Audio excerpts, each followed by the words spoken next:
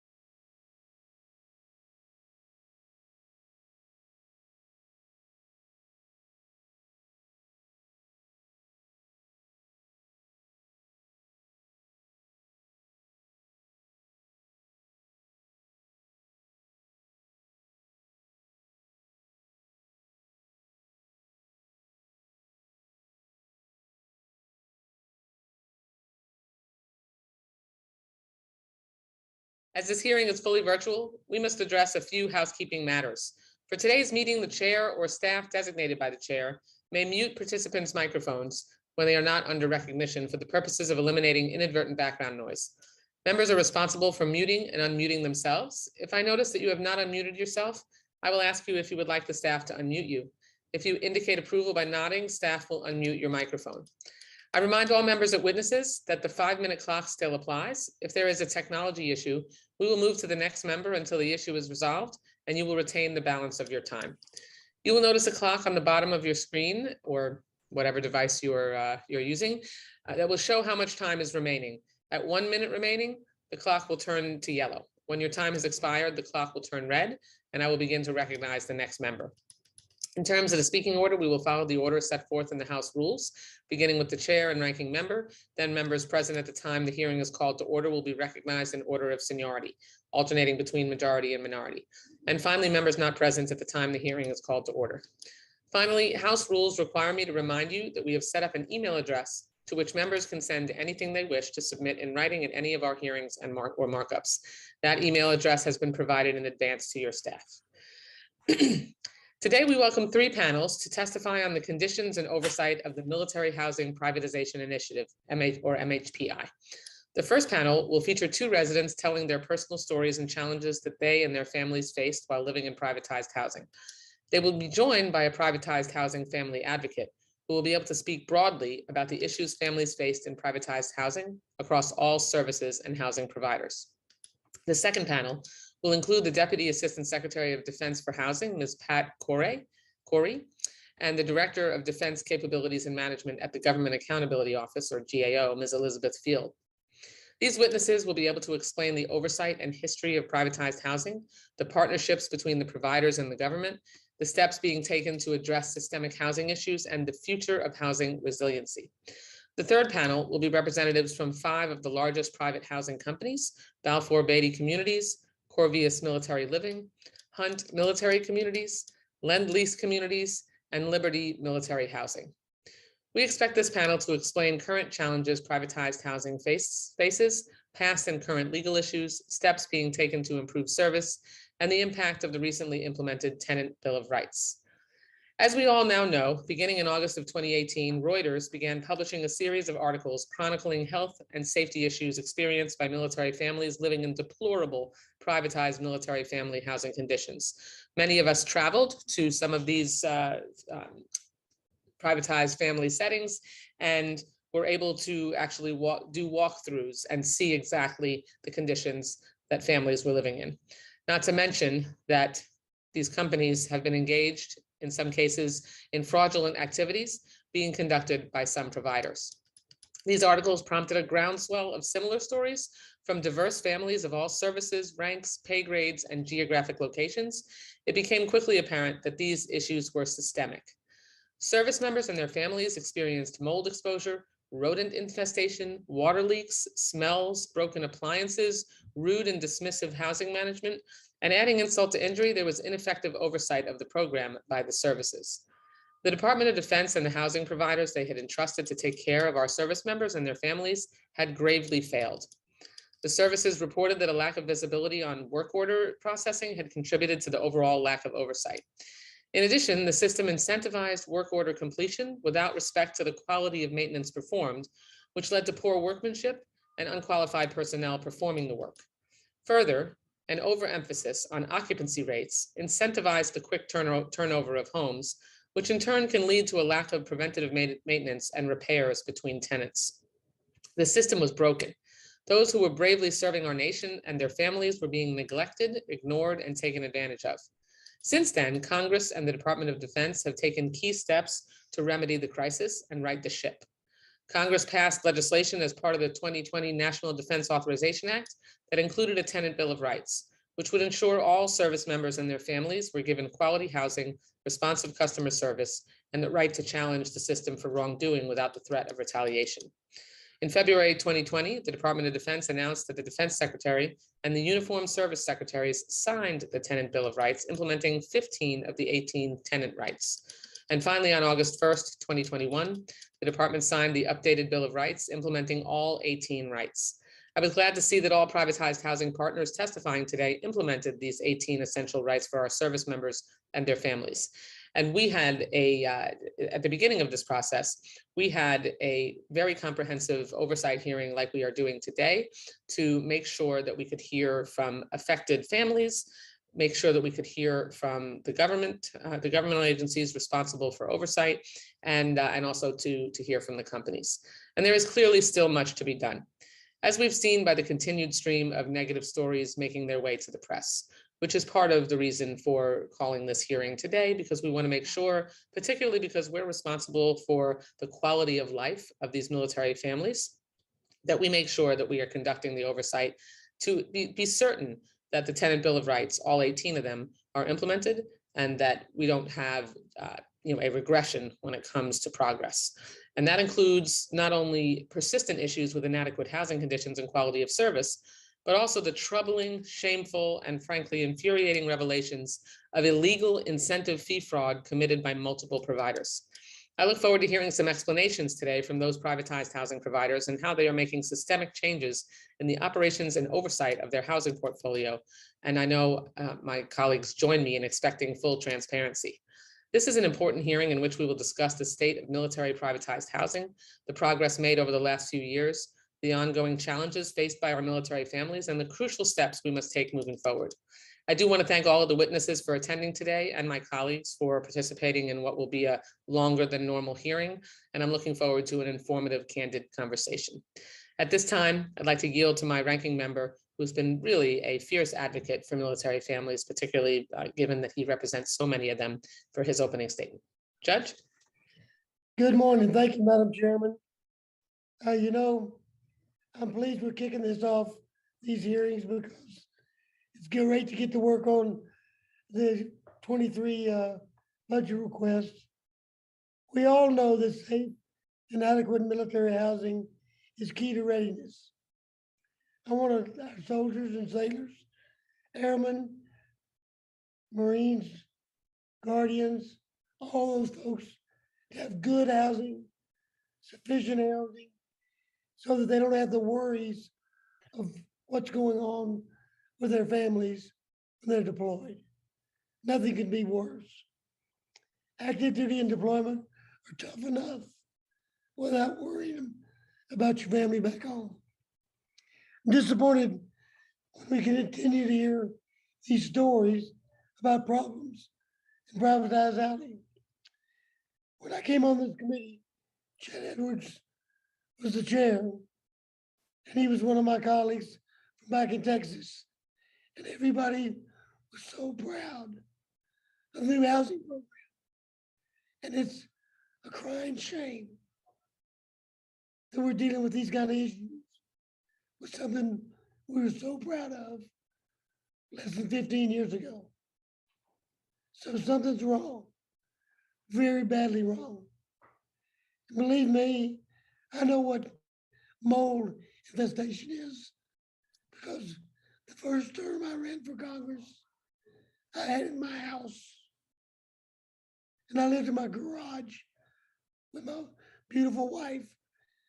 And for 9 months while I was campaigning. So you can't pull the wool over my eyes. I know what it is. I'm looking forward to finding out about this. I want to hear about what's going on with this at Fort Hood. I'm looking forward to this hearing. Thank you. Thank you so much, Judge. And thank you for being the partner that you've been right through, and also for really providing the committee and me with the legislative history about this. It's been important and helpful. So now we will welcome our first panel, Private Cody Calderon, Ms. Nikki Wiley, and Ms. Rachel Christian. This panel includes a service member, Private Calderon, and a military spouse, Ms. Nikki Wiley, who are currently residents in military family housing. They will describe the conditions that they have encountered, the difficulties they face in persuading officials to address serious maintenance issues, and the problems with receiving adequate remediation. They are joined by a military housing family advocate, Ms. Rachel Christian, who can testify about the experiences and treatment of service members across all services and housing providers. We'll start with Private Calderon, then Ms. Wiley, and finally Ms. Christian. In light of the many witnesses that we have today and the multiple panels, I'd ask that everyone keep their opening statements to 3 minutes. We certainly have a lot of ground to cover today. Private Calderon, your full written testimony will be included in the record, and you are recognized for 3 minutes to summarize your opening statement. Thank you so much, Madam Chairman. I really appreciate that. I'm grateful for this opportunity to speak today. And the story I'll share is not really unique. And while I'm going to fill it with the specifics to me, it's not specific to me. I think of the hopeless, the voiceless, the sick while I'm speaking to you now, those that are willing to literally sacrifice all and the families who support them. I think about the heroism it takes to not sit idly by, for the worst thing a human can do is turn a blind eye to injustice. That's how I feel. My name is Cody Calderon. I'm a husband. I'm a soldier. Yesterday was the 1-year anniversary of my first day in the Army. And today I gather the courage given to me by my wife, my peers, my leaders to share my family's experience with privatized housing in the military. I was placed in Corvius housing on August 12th, 2001. That was 11 days after the revised military privatized housing initiative, Tenants' Bill of Rights, was placed into effect. My wife, Alyssa, immediately knew something was wrong with the home. We couldn't pinpoint it. We chalked it up to environmental allergens or just the shock of a new lifestyle.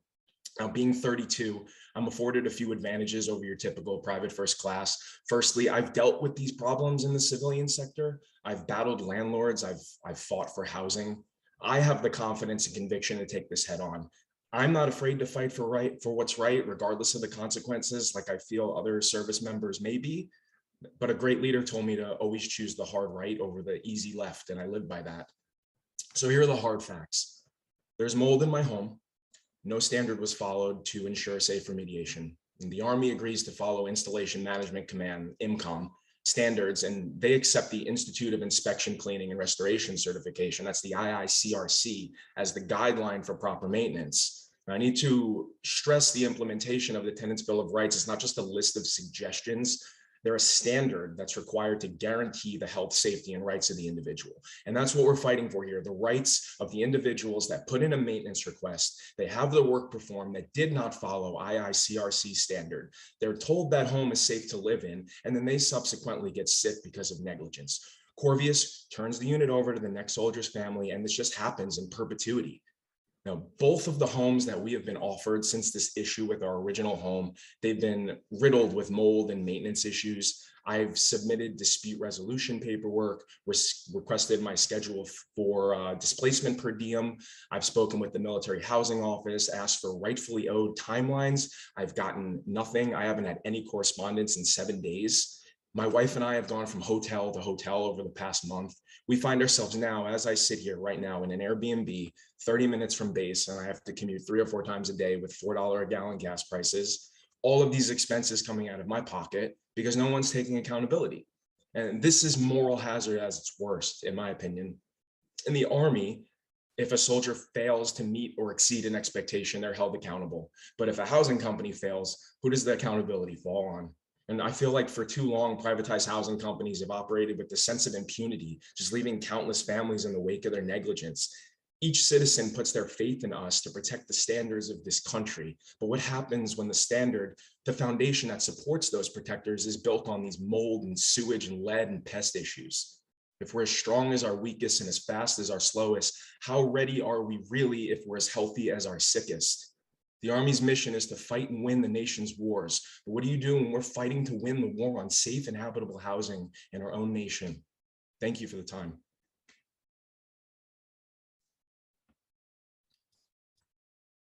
Thank you so much. Thank you, Madam Next, Chair. appreciated Private Calderon. We'll look forward to engaging in some Q&A with you. Ms. Wiley, your full written testimony will be included in the record, and you are recognized for 3 minutes to summarize your opening statement. Thank you, Madam Chairman. Good morning, esteemed subcommittee members. I'm Nikki Wiley, wife and partner of Marine Corps Master Sergeant Trevor Wiley. For 12 of the 18 years he served on active duty. In November 2018, after 4 months living between Airbnbs while on the housing waitlist, we accepted a house in the Shadow Mountain community in 29 Palms, California. The disclosures we had to sign upon acceptance, including lead paint, asbestos, and other potential hazards, were alarming, but at this point we needed stability for our family. As soon as we moved in, our previously healthy children began experiencing breathing difficulties, skin rashes, and allergy-like symptoms. Just 2 months into living in our home, we experienced our first water intrusion incident requiring baseboard removal and an industrial blower, which caused my then 1-year-old to exhibit symptoms almost instantly. Over the following year, we repeatedly voiced our concerns to LMH maintenance staff and their maintenance manager over the presence of mold, the unsafe nature of the air we were breathing, and the impact on our children's deteriorating health. By this time, my 1-year-old had recurring pneumonia and opacities on his lungs. Their only consolations were to repeatedly use their moisture meter and put it in my wall and tell me that if at this given moment in time, in this particular area, their readings weren't high, there couldn't possibly be mold present in my home. Or they would offer Band-Aid fixes like caulking over visible mold. Finally, a turning point came in December of 2019 when we had a gas leak. I detected it, I evacuated my family, and I notified Lincoln. Their maintenance worker came in and told me, all clear, there was no gas leak. By this point, I trusted my judgment, my intuition over Lincoln's definition of safety, and I called in the base fire department, who determined we did in fact have a gas leak that could have had lethal ramifications.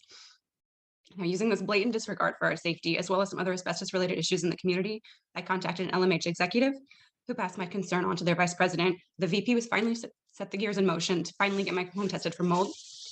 However, a Lincoln worker and maintenance manager came out for a pre-inspection wherein they cleaned my vents and wiped away visible evidence of mold prior to the real inspection.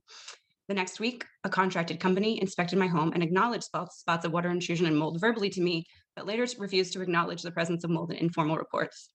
Upon my insistence, they did contain the impacted areas, which included all 3 bathrooms, my HVAC unit, my laundry room, and an exterior wall of my home. However, only after excessive back and forth did LMH finally change out my HVAC coils and ductwork. We were out of our home for a total of 32 days, during which time LMH continued to collect our BAH as we were shuffled between hotels before eventually being placed in junior enlisted off-base housing. We did receive a $75 per diem check for the days we were displaced, but not until well after we were back in our home. Thus, it could have been a great financial burden for a family without monetary reserves. I would like to unequivocally express concern that privatized housing companies are utilizing contractors and subcontractors whose revenue is generated almost entirely by the housing companies and who are therefore acting as a mouthpiece for the housing companies' interests with a fear of losing a large amount of their revenue if they disagree or even abide by proper protocols. I witnessed this both first and secondhand throughout this process. Additionally, throughout our housing issues, Lincoln repeatedly attempted to discredit my husband with his relationship with his command. I would ask that moving forward, no other family should suffer a detriment to the service member command relationship merely because they're speaking out about their housing issues. Families should not have to choose between living on base and keeping their families safe. Thank you for your time. Thank you so much, Ms. Wiley. And last but not least, Ms. Christian, your full written testimony will be included in the record. You're recognized for 3 minutes to summarize your opening statement. Chairwoman Wasserman Schultz, Ranking Member Carter, and distinguished members of the subcommittee. The Armed Forces Housing Advocates are proud to represent families living in privatized military housing across the nation. Still, we are dispirited that an organization such as ours is necessary to exist. My name is Rachel Christian, and I am co-founder of the Armed Forces Housing Advocates, along with Sarah Klein, Kate Needham, and Noelle Potzel. We believe that readiness starts with a safe home. The lives, health, and safety of our military families are at risk daily, and even more egregious are the continued disability rights violations that they face. Today, we see environmental hazards and improper repairs being completed, maintenance staff performing plumbing and electrical work without training or proper certifications.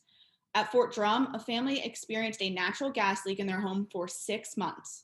When the maintenance director was asked about his team's qualifications at the site, he replied that they had none and that none were required. Many reasonable accommodations for families with disabilities are being denied or ignored.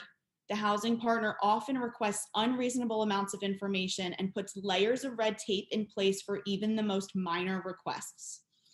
Requests for window fall prevention devices are denied or installed with extraordinary costs. Since 2019, 7 children at Naval Base San Diego have fallen from windows and suffered traumatic brain injuries. Sewage leaks are a common occurrence in military housing. Housing partners will refuse to replace carpets that have been soaked in raw sewage and will pump sewage into yards where children play. Faulty construction at Fort Leonard Wood left a military spouse with a traumatic brain injury just within this past year, and yet the company responsible is refusing to reply to the request for assistance.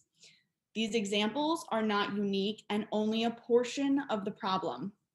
Under the Tenants' Bill of Rights, an electronic work order system was implemented. It is clear that there are mass discrepancies between the documentation in that system and the work orders being placed by residents. The Tenants' Bill of Rights has also provided dispute resolution to some military housing tenants. However, most families are being turned away and denied access to the dispute process for arbitrary reasons. The discretionary fashion of this so-called right leads to more frustration and families believing that they have no recourse.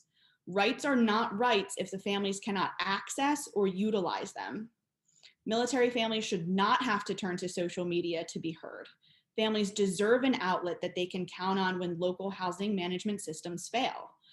HR 7144 would create a public feedback tool for military families, which Congress can use to identify issues and hold housing companies accountable proactively. Readiness starts with a safe home, and we are not ready. Thank you. Thank you very much to all of you for your opening remarks and for your participation today. We'll proceed in the standard 5-minute rounds, recognizing members in order of seniority as they joined at the beginning of the hearing, alternating between majority and minority. And please be mindful of your time and allow the witnesses time to answer within your 5-minute turn. I'll begin by just thanking all 3 of you for being here today. Your experiences, whether they're living in privatized housing personally or working with families that live in privatized housing, are really going to help the subcommittee understand the issues that have plagued our service members and their families and that continue to do so. I do want to ask Private Calderon and Ms. Wiley if you have anything to add that was not able to be included in your opening statement in terms of the housing and the challenges that you faced when you were trying to report those issues to your service or to the private housing companies. And really what I would be interested in knowing is, has this gotten any better? I realize that all 18 Tenant Bill of Rights elements weren't all implemented until last August, so that's not that long a time frame, but have you noticed any improvement? So are there any additional housing challenges, both in terms of the problems plaguing your own home and the response time and response quality from your service or the private housing company? We'll start with Private Calderon. Thank you, Madam Chair. Urgency. I have felt like there's been no sense of urgency, and this has been going on for well over a month. It's disheartening because I also feel like my wife doesn't have a voice in any of this, and she's dealing with most of this while I'm trying to do my job at work. They won't listen to her. it would be really amazing if we were allowed that sort of separation where our spouses could handle some of these issues, but we've been shut down at every turn. And I'm also tired of not getting specific, at least timelines for what's going on. They're just leaving me in the dark. The company is leaving you in the dark? Yes. Or this, and how was this, your services response, responsiveness? We, what we did in, I think the last fiscal year, there really wasn't an oversight layer in the, at DOD.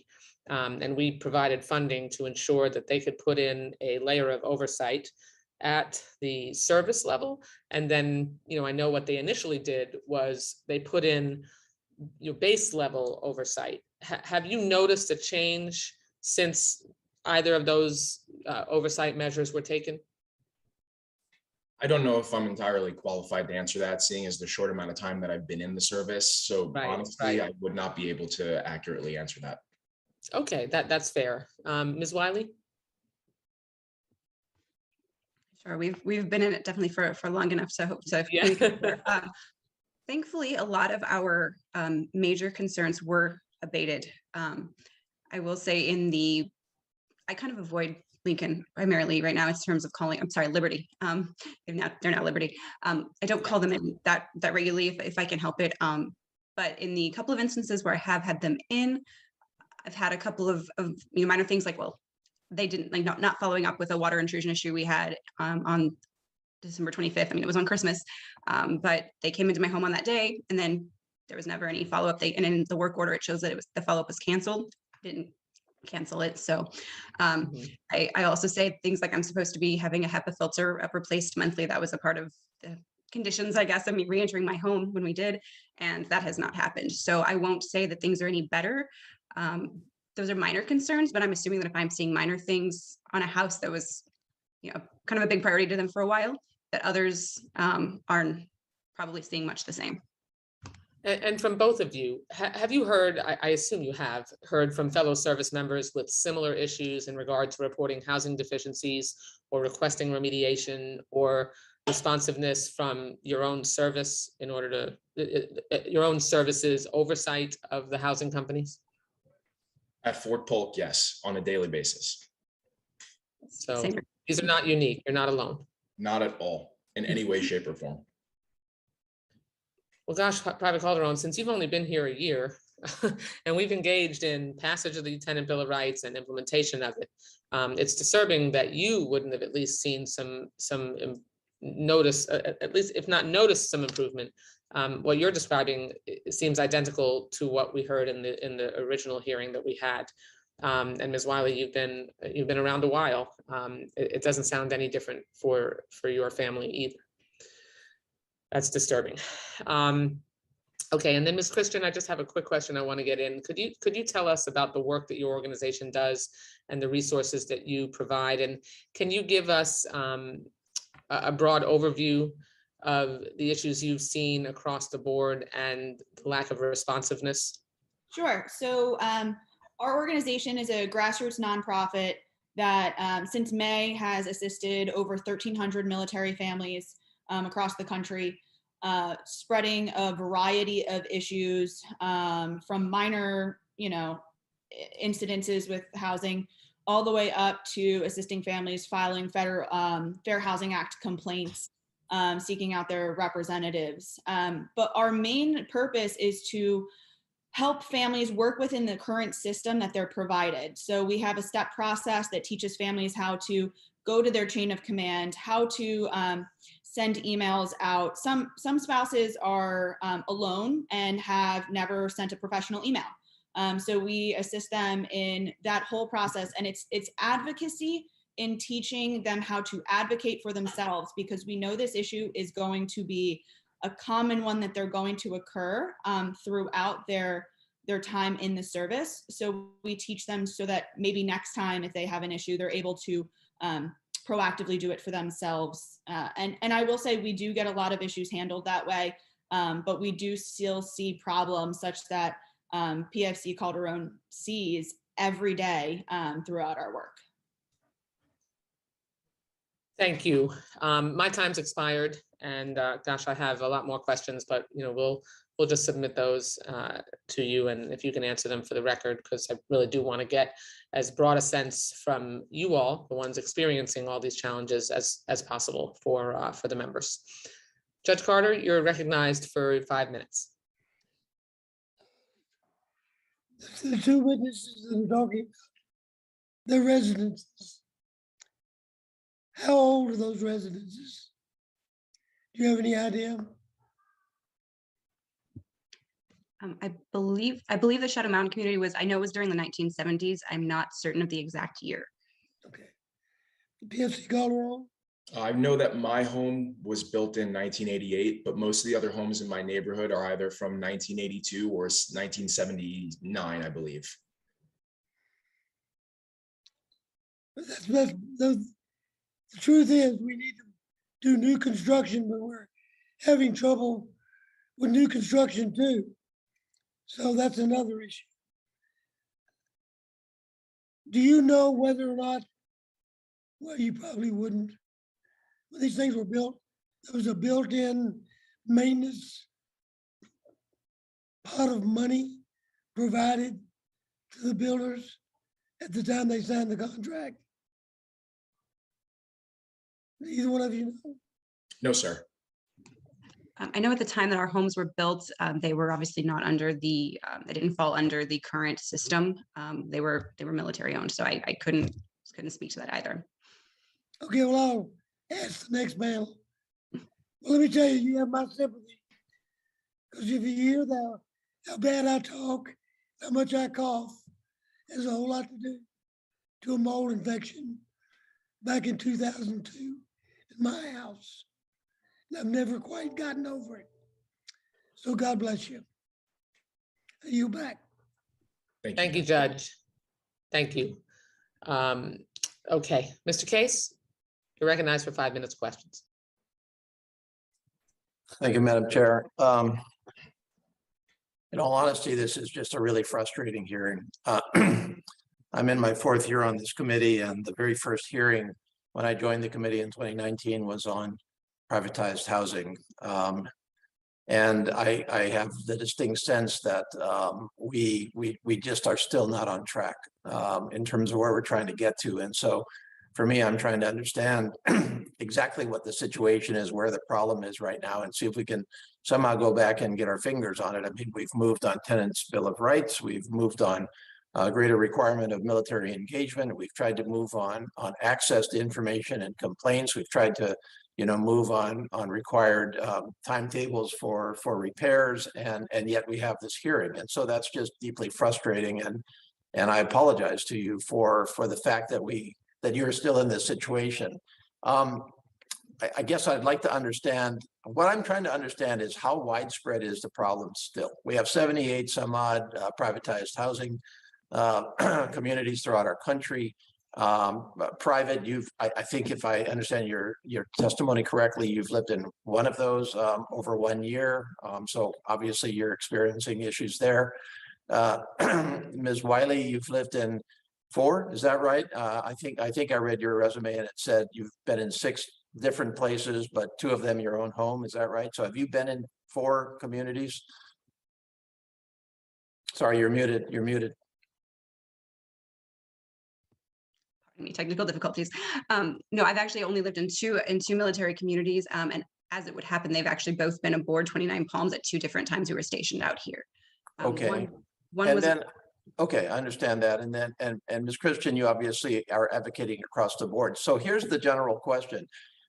Are we still talking about a systematic problem across the system in your view, or are we talking about fairly isolated or at least narrowing communities that are still highly problematic, or for that matter, companies versus, a broader kind of indictment of the entire system? That's what I'm trying to get to, because, I have many of those communities in Hawaii. We have tens of thousands of military families living in privatized communities in Hawaii, and there are issues, but they don't seem to at least arise to the same level of kind of systematic as is true in other parts of the country. So that's what I'm trying to just make sense of it. So let me just start, Ms. Private Calderon, you said you speak for many other people, and I'm sure you do. What's your sense of it? Are we still dealing with a systematic issue here where we've just got to go back to the beginning and talk about much broader solutions? Or are we on the right track and narrowing in on solutions, or what's your assessment? I think as a whole, we're on the right track. I think the most difficult part about this is people become stuck in their ways. There are people that work for these companies that have been there for decades, longer even. So it's difficult to teach a dog new tricks sort of thing. They're used to operating in this way. And now we're implementing these new standards. And there's like, well, I don't want to have to actually do my job now. I do think it does sort of need to be torn down. I think we need people that are advocates for health and safety and not profit. I think we need to prioritize that generally and very specifically. And yes, I do speak with people quite often. I just spoke with a woman in my unit the other day who gave birth 2 months premature. The child has health issues, was working all the way up through her pregnancy, conceived and gave birth and still lives in that same home, says that her ceiling is bubbling down, there's mold, the floor is creaky. It's just, it's so upsetting to me that it's just blatant disregard. Entirely understood, and I guess I'm just trying to focus in on how widespread is that situation, how widespread is that sentiment still. So, Ms. Christian, in the time I have remaining, what's your assessment across the entire system, the 68 some odd communities? Is it still systematic, or is this specific to companies? Some cultures of some companies, as the private just said, some companies have a harder time changing than other companies, or is it specific to older? What's your answer? It's absolutely systemic still. And I will tell you that the issue is not necessarily with the individuals on the installation levels, but rather the impact that they're truly able to have on the installation. We now have a Tenants' Bill of Rights where a government housing office is dictating whether or not a family has access to dispute resolution. They now have individuals coming in and checking their homes and qualifying them as being safe or not in between turnovers, which hypothetically is a great idea and something that I would love to see if it was implemented in a way with someone who is certified. We just had a recent inspection go through, and an Army family had 2 gas leaks missed in their homes by the government housing office employee. And it's because they're not certified or trained in this. Okay. So I do believe that there is a missing piece there that, if implemented, would change this. Okay, thank you. I'm out of time. I yield back. Thank you.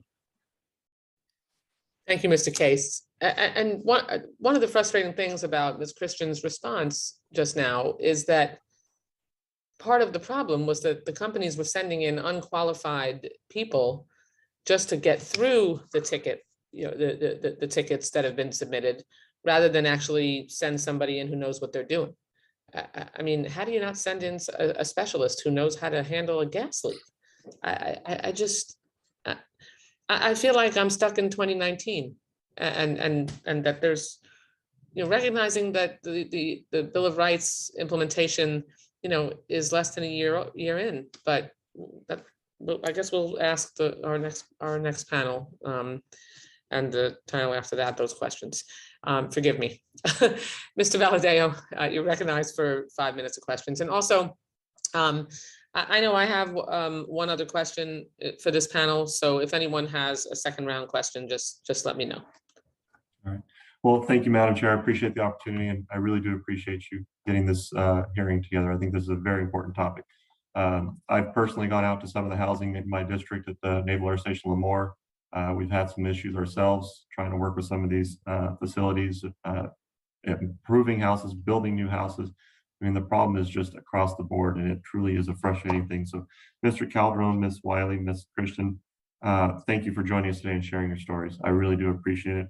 Mr. Calderon, I sincerely hope that your immediate housing concerns are addressed as swiftly as possible. I mean, I think we all need to, hold these guys to a higher standard. But my question is to Ms. Christian. The Tenants' Bill of Rights, which we've talked about a little bit here, were implemented 2 years ago. And in your testimony, you expressed the concern, and I know that the Chairwoman just mentioned it as well, lack of training, the lack of qualified people, which we're seeing across the country in all different segments. But what do we need to do better when it comes to training these advocates?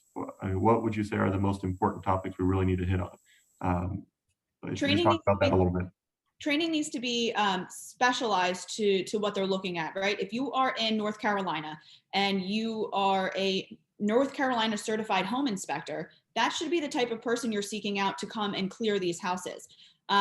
These are going to be the types of people that we want in these houses and ensuring that the safety is going on. Tenants' Bill of Rights did allow for a industry standard of treatment in one of the rights, but there's actually no clear definition of industry standard unless you dig deep down into state law. And because of the lack of training across the board, some of our installation commanders still don't realize that state laws need to be followed on the installations with the Government Housing Office. And that's on the burden of the resident to prove to the installation commanders, to their government housing employees, and then also to the local level privatized housing partners. So the training really needs to be specific to home inspections. I don't believe that's an outlandish request. And it sounds sort of simple, right? You would think that the person coming in would be certified, say that you were checking the electrical in a home. Georgia, Fort Stewart has a lot of electrical issues on their installation, and they have non-electricians coming in and certifying fire hazards that have caused fires throughout the electrical wiring, even though an electrician has said it was not accurate. So things like that really need to be put in place. And I do think the system that you have implemented with the Tenants' Bill of Rights could work if we went that route. Okay, so I mean, the training, making sure these people are qualified, have a background in it. I mean, as far as us getting the information out, obviously we've worked with some constituents of our own and just making sure that we go through the list of check marks. All right, did you reach out to this person on your base? Did you reach out to this person within the company that is supposed to be overseeing? We always try to make sure they're doing those things. But if they're sending people who aren't qualified, obviously that's a huge problem for us. So obviously that's one we need to focus on. Again, I appreciate all the testimony. I don't have any more questions for this specific panel, Madam Chair, so I'll just yield back the rest of my time. So thank you again for your time. Thank you so much, Mr. Valadeo. Next up is Ms. Lee. You're recognized for 5 minutes. I have no questions for this panel. Thank you. Okay, thank you so much then. Mr. Bishop? Are you with us?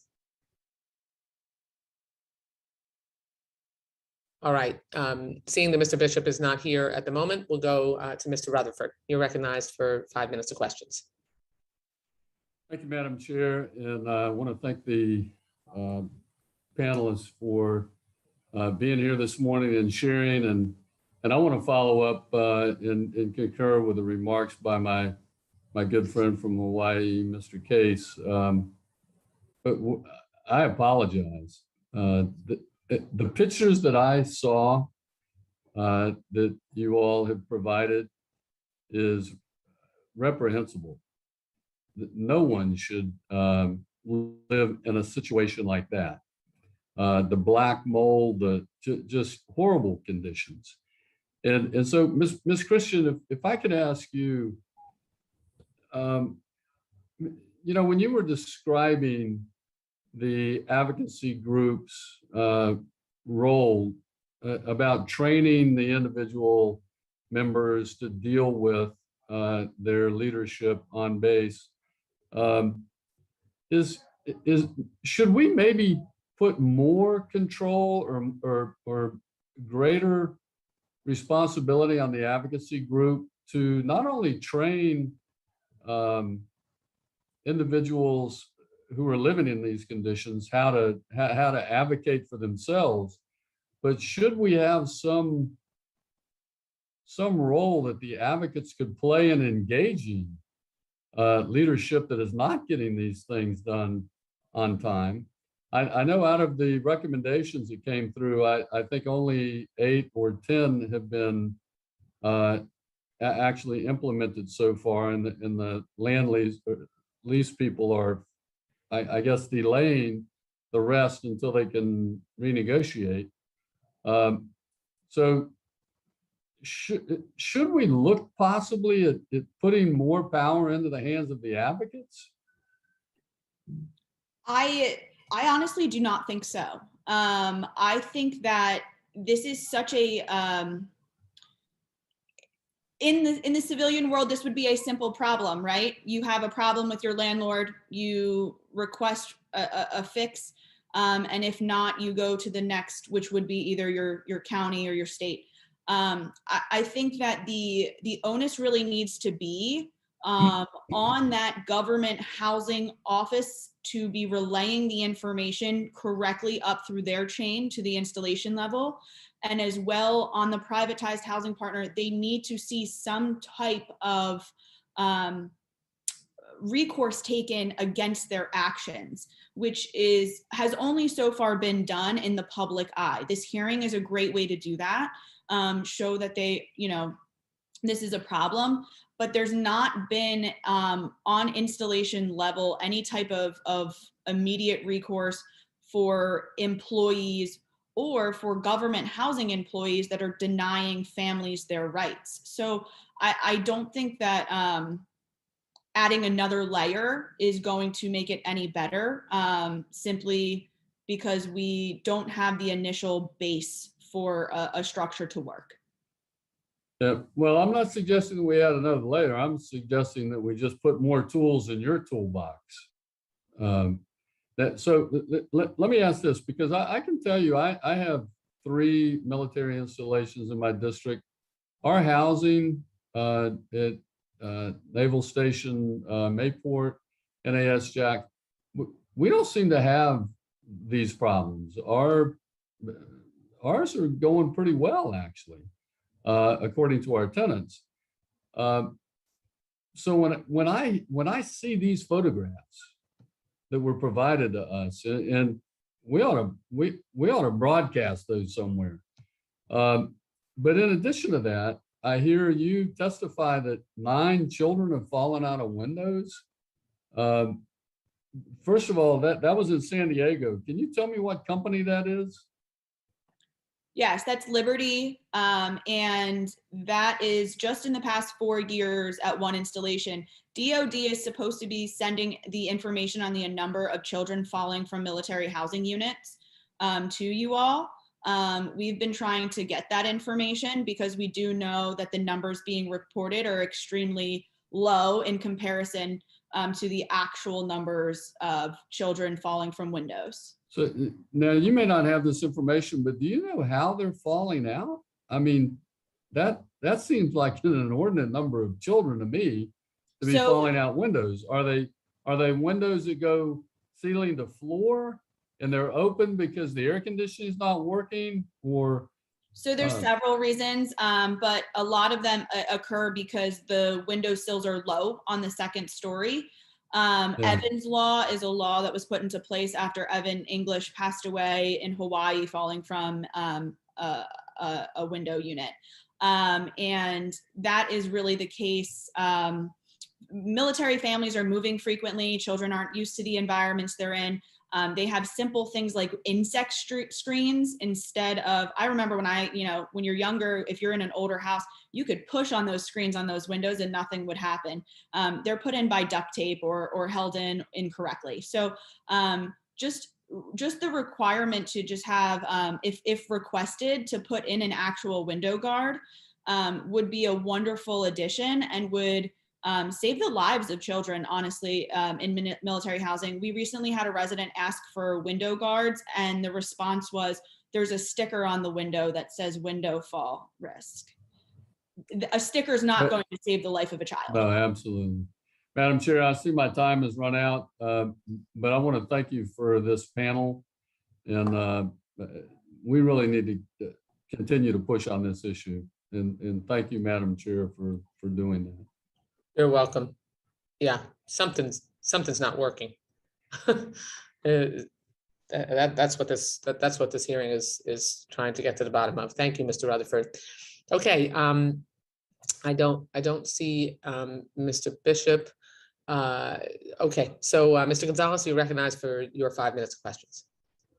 Thank you, Madam Chair, and I really appreciate you holding this hearing. I think I appreciate the testimony from the panel, and what you'll find is this committee is committed to solving this issue, and it's been an issue for far too long. And I spent 20 years in the Navy, so when we talk about housing, I've lived it. My friends have lived it. My loved ones have lived it. And one of the things that comes to mind is every service member has a housing story. Everyone. I remember one of my stories was we had just had a new baby, Daniel, and I was living in housing, and we couldn't use our living room because it was as if we were sitting outside. There was no insulation. It was really cold. We were in Maryland at the time, but there's always something. And I think it's gotten to the point to where that's become the standard, and it should not be that way. You know, here we have service members deployed all over the United States. And I would argue if they're worried about what's happening at home, they're not focused on the job that they have to do. So it absolutely is connected to readiness. You know, my questions, I have a couple of questions and I'd love to hear some comments. My first question is for Ms. Christensen. Do you have any feedback from families on using the interactive customer evaluation portal to provide comments or complaints regarding their housing?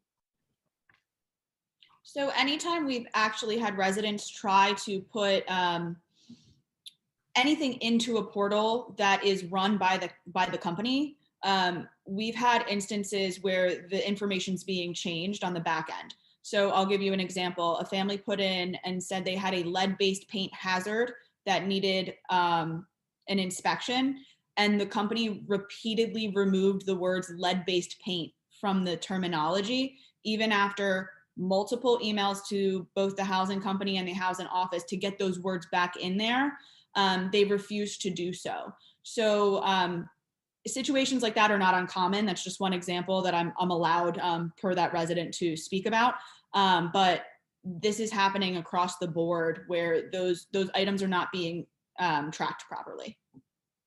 Yeah, no, thank you for that. What I hear from not only my constituents, I have several bases in the district, Fort Bliss, Lackland Air Force Base, Laughlin Air Force Base, not only from my constituents, but also from my former shipmates and people I've served with all over the country.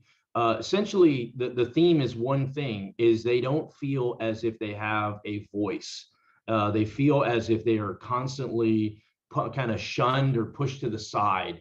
And regardless of their pay grade, regardless if they're a PFC and they're new to service, or if they're senior folks, they've all kind of been pushed to the side. I think that's one thing maybe we can work on. I would love to work with your organization to try to come up with maybe some real-time solutions. When somebody picks up the phone and says, "Hey, I need this," that they get a real-time response. Ms. Wiley, I have a question for you, and the question is, we've got several other panels after this. The Secretary of Defense that's in charge of housing, and then of course the leadership of these different private housing organizations themselves. If you were in my shoes, what would you ask them? Pardon me. One question I would definitely want answered would be what portion of the contractors that they utilize work almost exclusively for the housing companies. I ask that because I'm finding in a lot of cases, both with our personal and other residents in my neighborhood with issues, we're finding that the results that they get from outside, when outside testing occurs, vice when some of these contracted companies that are the go-to companies, we're finding that those are not necessarily aligning, and that almost across the board, the contractors that are the go-to contractors that have the bulk of their revenue from the housing companies will align their interests with the housing companies. And that leads to some false reports, some not following proper protocol, things of that nature. And I saw that personally throughout our process, for sure. Great. And I'll ask one final question before my time is up. And this is for PFC Calderon. Look, you look sharp, man. You look sharp in uniform. Clearly, you're just starting your career off. I'm really excited for you. How does the quality of military housing impact your decision on if you're going to stay in service or if you're going to punch out? It's a tremendous impact. It has unfortunately really pushed me away because I I got an eviction during COVID and I still have some utility bills on my credit and my wife has some debt. So we really can't rent. We even went to go look at off-base housing. And I feel like the issue with where we are, especially in Fort Polk, is that they kind of know they have a corner of the market that really lets them kind of do what they want because the options are so limited. There's one Airbnb in this area. There are really not a lot of options. So for me, it kind of makes me feel, do I want to take this gamble again, which is really unfortunate. Because as I said, I'm 32. I've lived a life. I've done a lot of things. I've started companies. I've failed. I've tried again. I really wanted to do 20 years. I don't think I could do 20 years of this. I don't think I could put my wife through 20 years of this just for a retirement. And that's the God's honest truth. Great. Well, thank you. My time is up and I yield back, Madam Chair. Thank you, Mr. Gonzalez. That is so disturbing, Private Calderon.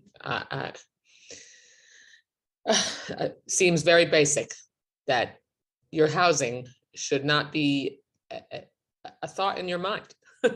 and the fact that it would drive you out of the service, a career choice that you were trying to make is just an abomination. For all three of you, and I think I'm the only one with a round two question, but for all three of you, if you could answer for me, since the implementation of the Tenant Bill of Rights and what we've been told is layer of oversight on base from the service, where they have supposedly put in place someone that residents of privatized military housing can go to that is employed by the service, that is responsible for, taking care of responsiveness or lack thereof, helping you maneuver and interact with the company that is responsible for fixing your issues. Have you noticed any difference since the implementation of that layer of oversight and the Tenant Bill of Rights? Do you have better response time? Do you feel like you have a place to go if there is a lack of responsiveness? And are you getting what you need in terms of the quality and speed of the workmanship to fix any issues? Private Calderon, you can begin.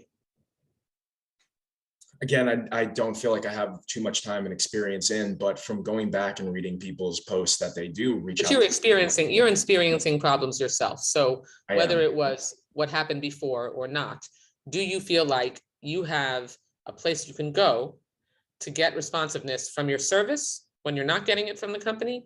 And you've made clear what the problem is with the company's responsiveness. I don't. I wish I could expand on that more, but there's just this general sense of there's no priority.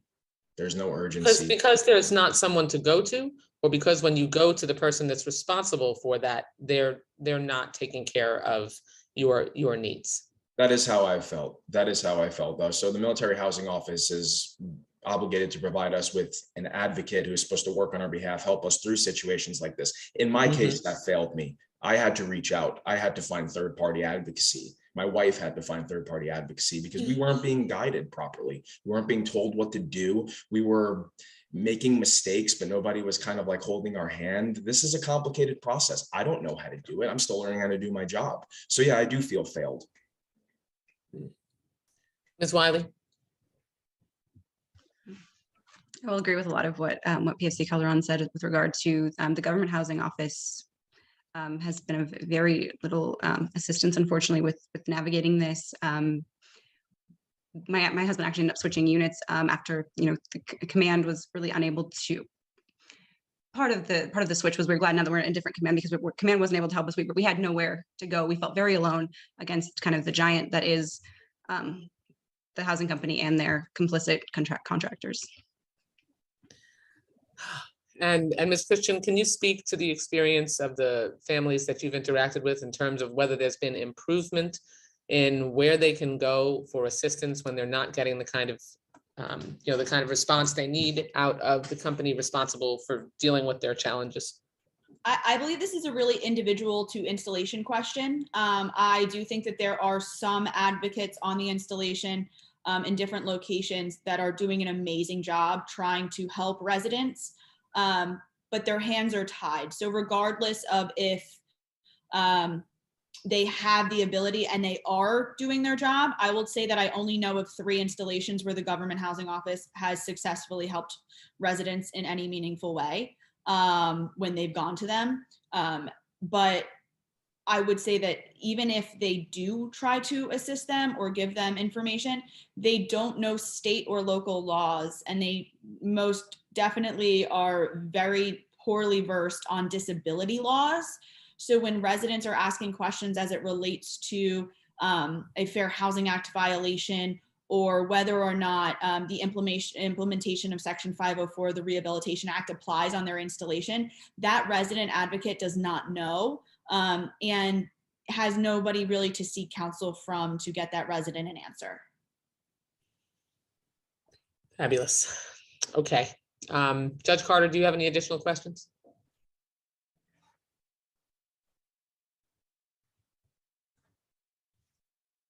I'll take that as a no. No, I take that as bad operations. We probably ought to Okay. kick some doors down. That's what we ought to Yeah. do. Yeah, that's the next step. I don't know how many. Yeah, my patience has run out, and I know the committees has as well. Well, thank you to the 3 of you for your courage, particularly to you, Private Calderon. We know that we have your back. The law that we passed that included the Tenant Bill of Rights is designed to allow you to feel free to share with us freely about the concerns that you have, and we want to make sure that the last thing that should drive someone out of the service, that it was a choice they made to serve their country, is the housing that is supposed to be keeping your family comfortable and safe, and that shouldn't be a second thought. I mean, we all experience problems with housing, no matter where you live, but generally you should be able to take care of that pretty quickly, and you shouldn't start with your house. You're already in a dangerous situation with your job every single day. It shouldn't be dangerous to live in your military housing.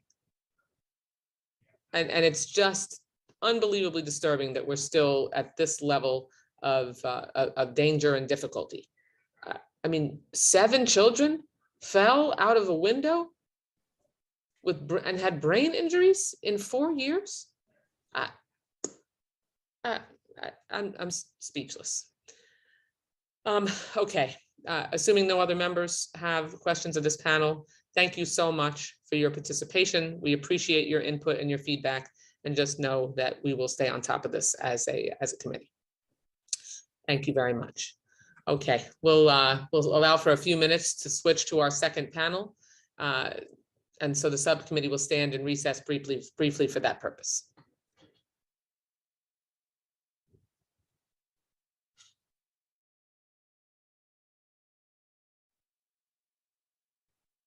And staff should just let me know when we're ready to begin.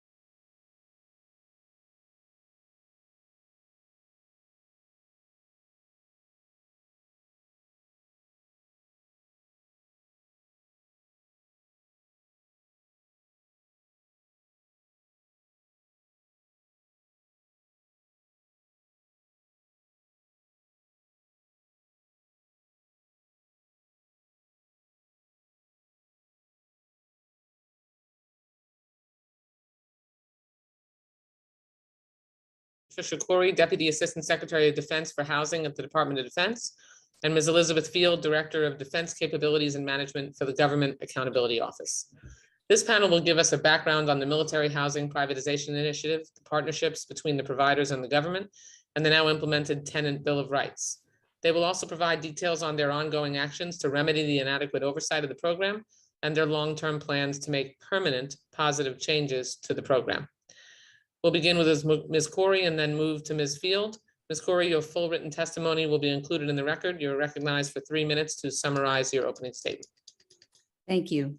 Madam Chair Wasserman Schultz, Ranking Member Carter, and distinguished members of the subcommittee. I'm honored to appear before you to discuss the Military Housing Privatization Initiative. I would like to begin by acknowledging the subcommittee's support of the department's efforts to improve the quality of life for military members and their families, and your efforts to enhance the MHPI program. With this committee's support, the department is resourced to provide safe, quality, well-maintained housing where our military members and their families will want and choose to live. The military departments have used the available funding to increase their oversight by hiring more than 600 additional housing personnel to provide enhanced quality assurance, customer care services, and advocacy for residents. Under the overall leadership and direction of the Assistant Secretary of Defense for Energy, Installations, and Environment, the DoD official designated as the department's Chief Housing Officer, the department has significantly enhanced the MHPI program and our oversight of the private sector companies that own, operate, and maintain privatized housing projects. Since the February 16th, 2021 MHPI hearing before this subcommittee, the department has remained focused on 5 key MHPI program oversight areas: senior leader engagement to collaborate internally and with MHPI companies on housing issues and necessary corrective actions, rebuilding trust with the military families and their military members and their families, accountability at all levels within DoD and by MHPI companies to perform our oversight as originally intended at the outset of housing privatization, transparency and more frequent communication with MHPI tenants, and ensuring the long-term financial viability of the MHPI projects and the MHPI program. Central to our enhanced oversight, the department issued a revised MHPI Tenant Bill of Rights on August 1st, 2021, and that now includes all 18 rights specified in Section 2890 of Title 10 United States Code. Based on our work with the MHPI companies that own and operate privatized housing projects, they have voluntarily implemented these 18 rights at all but 5 of the nearly 200 installations with privatized housing. While the department continues to pursue agreements with the MHPI companies at the 5 remaining installations, nearly 96% of the military families who reside in privatized housing have access to all 18 rights. Our progress implementing the Tenant Bill of Rights represents a foundational step in DoD's ongoing efforts to improve the MHPI program and to rebuild trust and ensure a positive living experience for military members and their families. In addition to issuing the revised Tenant Bill of Rights, we've taken a number of other actions to improve our oversight, to include implementing department-wide quarterly programmatic reviews of the performance of the MHPI portfolio and the individual projects, establishing a new DoD uniform housing standard and inspection requirements, and working with the private sector MHPI companies to accelerate project investment, to renovate or construct new housing units at MHPI projects where feasible to improve the condition of existing privatized housing. Our priority going forward is to focus on implementing MHPI reforms intended to improve the safety, quality, and habitability of privatized housing, while continuing our enhanced oversight of the MHPI program and projects. These reforms include establishing enhanced standards for the private MHPI companies that own, operate, and maintain privatized housing projects through increased monitoring of the individual MHPI project performance and ensuring the long-term financial viability of the MHPI projects and program. The Department of Defense is committed to working closely with this subcommittee and the committee staff to ensure our military members and their families who choose to reside in MHPI housing have safe, quality homes and a positive living experience. Thank you for the opportunity to testify on this very important topic and for your continued support of the priorities of the department to improve the quality of life for our military members and their family members who are called to sacrifice so much for us. Thank you. Thank you, Ms. Curry. Ms. Field, your full written testimony will be included in the record and you're recognized for 3 minutes to summarize your opening statement. Madam Chair, Judge Carter, and members and staff of the subcommittee. Thank you for inviting me to testify on GAO's work assessing the Defense Department's privatized military family housing program. This morning's hearing comes in the wake of announcements from the Justice Department regarding allegations of fraud by two of the private companies with the largest housing portfolios in the program. In one case, the company pled guilty to major fraud and is to pay over $65 million in civil and criminal fines and restitution. In the other case, the company agreed to a $500,000 settlement to resolve allegations of fraud with no admission of fault. While different, both cases involve the performance incentive fee, or PIF, which under the program the companies receive if they meet certain criteria. In our March 2020 report, we identified significant weaknesses related to DoD's use of the PIF, including that the metrics and the underlying indicators used to determine whether it would be awarded were not closely tied to reliable measures of resident satisfaction. Instead, they emphasized things like responding quickly to work order requests, regardless of whether the underlying problem had been fixed. Moreover, we found that the data in the systems used to track work orders were neither accurate nor reliable. We made a number of recommendations to address these problems, including that the military services review the PIF's metrics and indicators to ensure they provide an accurate reflection of the condition and quality of the home. I am pleased to report that DoD has taken steps to implement this recommendation, including proposing significant revisions to the PIF. However, while many of the private companies have agreed to these revisions, not all have. This demonstrates one of the fundamental challenges inherent in DoD's military family housing program. As is the case for all government contracts, the military cannot unilaterally make changes to the project's legal agreements. But in this case, many of these agreements are in place for 50 years. We will undoubtedly have a robust discussion this morning about the limits of the government's power within this public-private partnership and why DoD has remained committed to the program despite those limits. I look forward to that discussion, but I would also like to note 3 areas in which the department can continue to strengthen the privatized family housing program without limitation. First, DoD can do more to report timely and transparent information on resident satisfaction with their privatized homes. Second, the department can strengthen its process for setting the basic allowance for housing, a key source of revenue for privatized housing projects. Third, DoD can do more to validate work order data. We look forward to seeing the department fully implement these recommendations in the near future. Thank you, and I look forward to your questions. Thank you so much. Ms. Corey, my opening question is, did you watch the first panel? Yes, I did. Okay, I know your testimony was prepared in advance, but I'm wondering if you noticed how discordant your opening statement was with what we heard from the first panel. I mean, for me, it doesn't feel like there has been any change at all in the 3 years since we had this oversight hearing with the same three panels. How has the layer of oversight, and in our previous hearing, we were told by Mr. Kramer that progress had been made to address the understaffing of offices charged with oversight of the housing program. DoD clearly told us that they dropped the ball, that they had left the oversight to the privatized military housing companies. But when it comes to that oversight, there were still vacancies when we last asked. Have those offices now been fully staffed?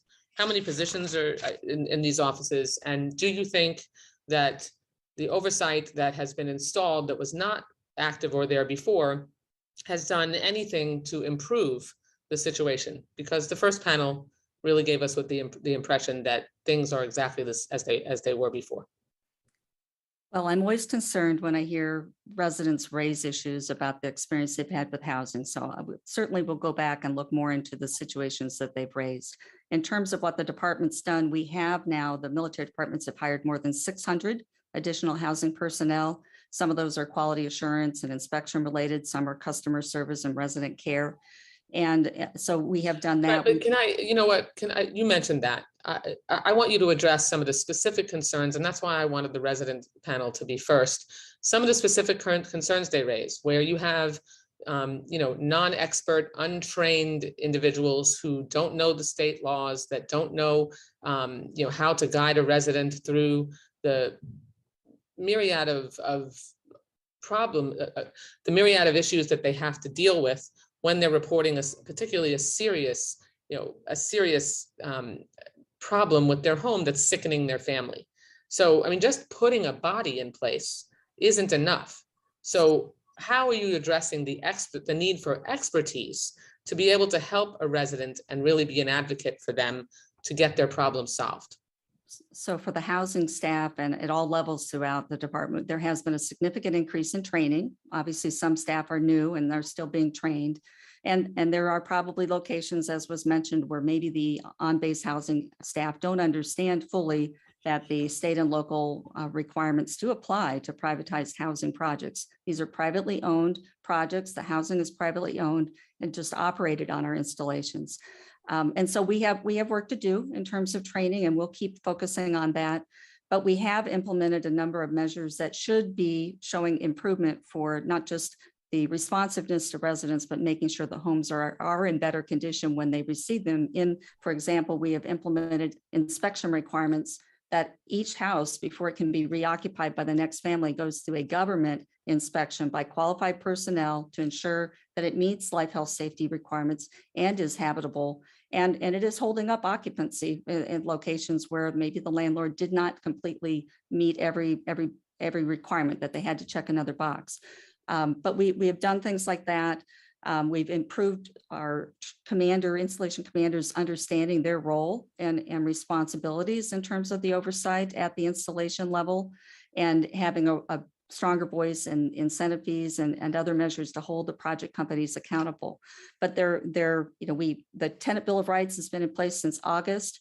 And we know that there are places that there have been hiccups along the way as the housing offices are learning how to follow the new policies and processes. And we are committed to working through that and making this program the best that it can be. And we think that we can do a great job providing housing to the residents through privatization.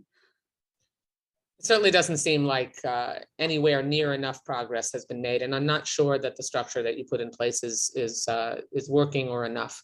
Ms. Field, can you answer the same question essentially in response to what Ms. Corey said? Do you think that the steps that the services that DoD has taken to put in place, oversight that has enough expertise and has this and a system of responsiveness to advocate for these tenants is working effectively? Well, it's a great question, and I have to say that unfortunately, I continue to hear from residents by email or phone that they're having continued problems as well. We have an ongoing audit right now trying to assess whether these new steps are having their intended effect. That audit is not yet completed, but I will note two things. One is that in the most recent report that the department provided to Congress, I believe it was just released last week, showing some information on resident satisfaction. While it could have been more transparent, it showed the scores going down. So that's one indication that is a little bit troubling, albeit is somewhat outdated because it's FY19 data, although it's the most recent data we could get. The other point I would make is that there are so many recommendations, actually requirements from prior National Defense Authorization Acts that the department has not yet fully implemented. And so that might be part of what's going on here as well, is that the department is still in the process of taking those required steps. Okay, Judge, I'm going to just take an extra minute or so because we have a shorter group of members that want to answer questions on this panel, and that'll save maybe my second round. If that's okay. Ms. Corey, over the past few years, we've seen a plethora of really troubling press reports about all of the housing partners, but as I mentioned in my opening statement, two particular providers have faced high-profile legal woes due to incentive fee fraud and whistleblower violations. I'd like you to explain exactly what that means and how it happened. And in light of such egregious breaches in trust, why can't the department simply terminate the partnerships? And what other options does the department have in terms of providing consequences to the providers short of terminating the partnerships? Because, in the real world, if that kind of egregious, outrageous violations of the public trust would take place, they would lose their ability to continue to have the contract and continue to serve. So how did that happen? How did the department miss this fraud? And what else can be done to ensure such fraud and corruption doesn't happen again? Well, that's an important question. We know that between 2013 and 2019, Balfour Beatty Communities had employees that basically falsified information so that the company would meet objectives for its performance of maintenance and therefore meet requirements that would give it performance incentive fees that it had not earned. So specifically, the employees altered or manipulated data in the property management system and falsified that data such that that would fraudulently induce the services to pay performance incentive fees that they hadn't earned, meaning that the project companies themselves, but the incentive fees were approved by the services. BBC's corporate culture at the time and its internal controls weren't adequate to deter and detect that. And frankly, the government at the time had also cut back our staff. And so we weren't really staffed well to provide the oversight that we should have. And we have acknowledged that. The actual situation that happened with BBC was first identified by the Air Force. So the Air Force was who identified it and then reported it to the Air Force Office of Special Investigations, and then it was referred to the Department of Justice. And so once that was referred, we were aware of it, and we were tracking that with the information that we could get from the Department of Justice. So we knew the investigation was ongoing for 2 years, but we didn't know until they had 2 employees that actually pled guilty in the summer timeframe of 2021, and then Department of Justice let the Department of Air Force know in roughly mid-December that there was a pending plea agreement, and that was announced in right before Christmas of 2021.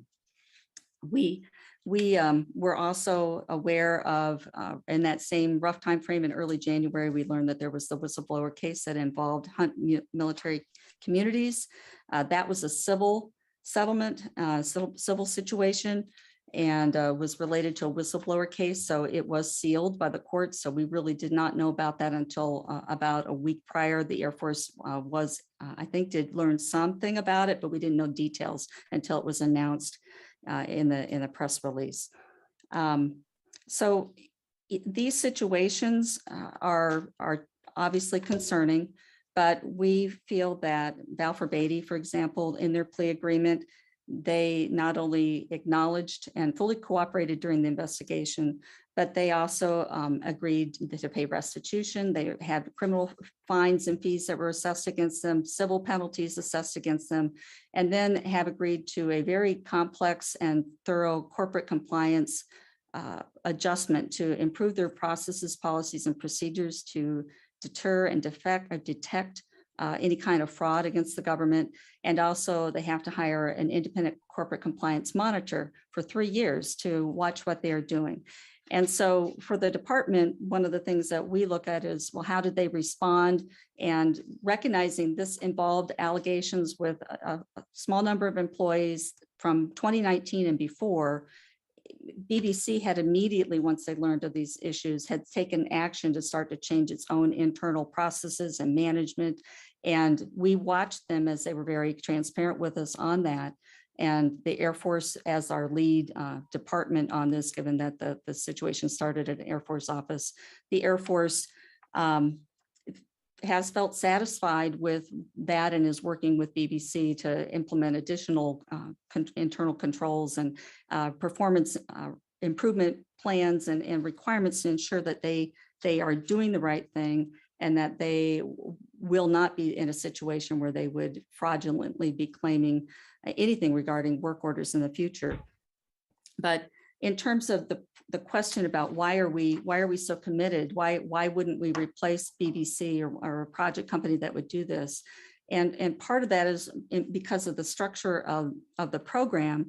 But I can talk more about that, but the big overarching thing is that we're very committed to the success of this program. We have the potential that we could terminate a deal or terminate a relationship with one of these project companies, but that we don't feel is the right thing to do. We watch in these cases how these project companies have responded, how BBC and Hunt, which wasn't they didn't plead guilty to something, but how they respond in terms of the whistleblower case. And we recognize that, these are projects that the project company owns the housing. And for us to go through the process of trying to terminate the deal would be a very expensive and impactful thing that might not actually be as beneficial to the residents as it might seem. Whereas we feel we can work with these companies and, they are working in good faith. They are not trying to, we see the reactions, at least, and how they respond to this and the corporate compliance and things that they've agreed to, that we have confidence that we can continue to work forward with them. So I can talk more about the actual deal structures if you want to understand that, but some of that gets rather technical for the amount of time available for the question. To simplify it, a company like BBC is able to make, no, I'm going to simplify it because I take too much time. To simplify it, a company like BBC has made a cost of doing business decision. And so they know that they can withstand the penalties and layers of oversight and the cost added to their response and getting caught for defrauding the government. And their contractual arrangement and the fact that they own the housing and that these arrangements are so complex where they basically can act with impunity and not really ever be held accountable and prevented from doing something like this again, because it's so difficult to unravel the complicated arrangement that has been made to establish the privatized military housing program. So that's really a terrible situation for the government to be in. And I just don't understand how accountability is even possible, or preventing it from happening again is even possible. And that's what's disturbing to me. Okay, I apologize to my colleagues for taking so long. Judge, you're recognized for 5 minutes and however long you want to go after that. Thank you, Madam Chairman. Ms. Corey, how many people work for you? My total team, if fully staffed, is 15, including contractor support. 50 or 15? 15, including contractor support. Okay. And you do oversight. I once was on the border between Israel and I forget someplace else. I was told that there's a UN observatory. And I said, if a fight starts, what do? They observe. Well, when we tell you to do oversight, seems to me we should be saying not only look for the problem, but for $200 million, fix the problem. That I don't understand that. I just don't. We're pouring once again money into saying money will solve the problem. And 15 employees are understaffed. And we got $200 million in the program in the last 2 years. Something's wrong. So my staff is not funded out of the O&M budget that is supporting the military departments for the 600 additional staff that they have, plus their prior staff. So my budget's very small. And who funds your budget? It is funded through the family housing the military construction budget is under the family housing improvement funded. So the family housing improvement fund for fiscal year 93, the request is a little over $6 million in support for my office. That does not fund salaries. So that is for contract support. Okay. OMB, GOA, Ms. Field, you handle suing on their behalf, right? I'm sorry, do you mind repeating the question? Your agency filed lawsuits on behalf of these issues. No, to clarify, we have not filed lawsuits against the companies. Those are cases outside of the GAO system. We are the legislative oversight agency for Congress. And so those lawsuits were brought by members of the public, whether they were service members or others, members of the employees of the companies. So where do the criminal fines go, do you know? That is a good question, and Ms. Corey might actually know where all of the fines go. I believe some of them go back to the reinvestment account for the privatized housing projects, but Ms. Corey might have more details on that than I do. Yes, I can answer that now if you want. The Department of Justice required BBC to pay over 65 million in fines and restitution.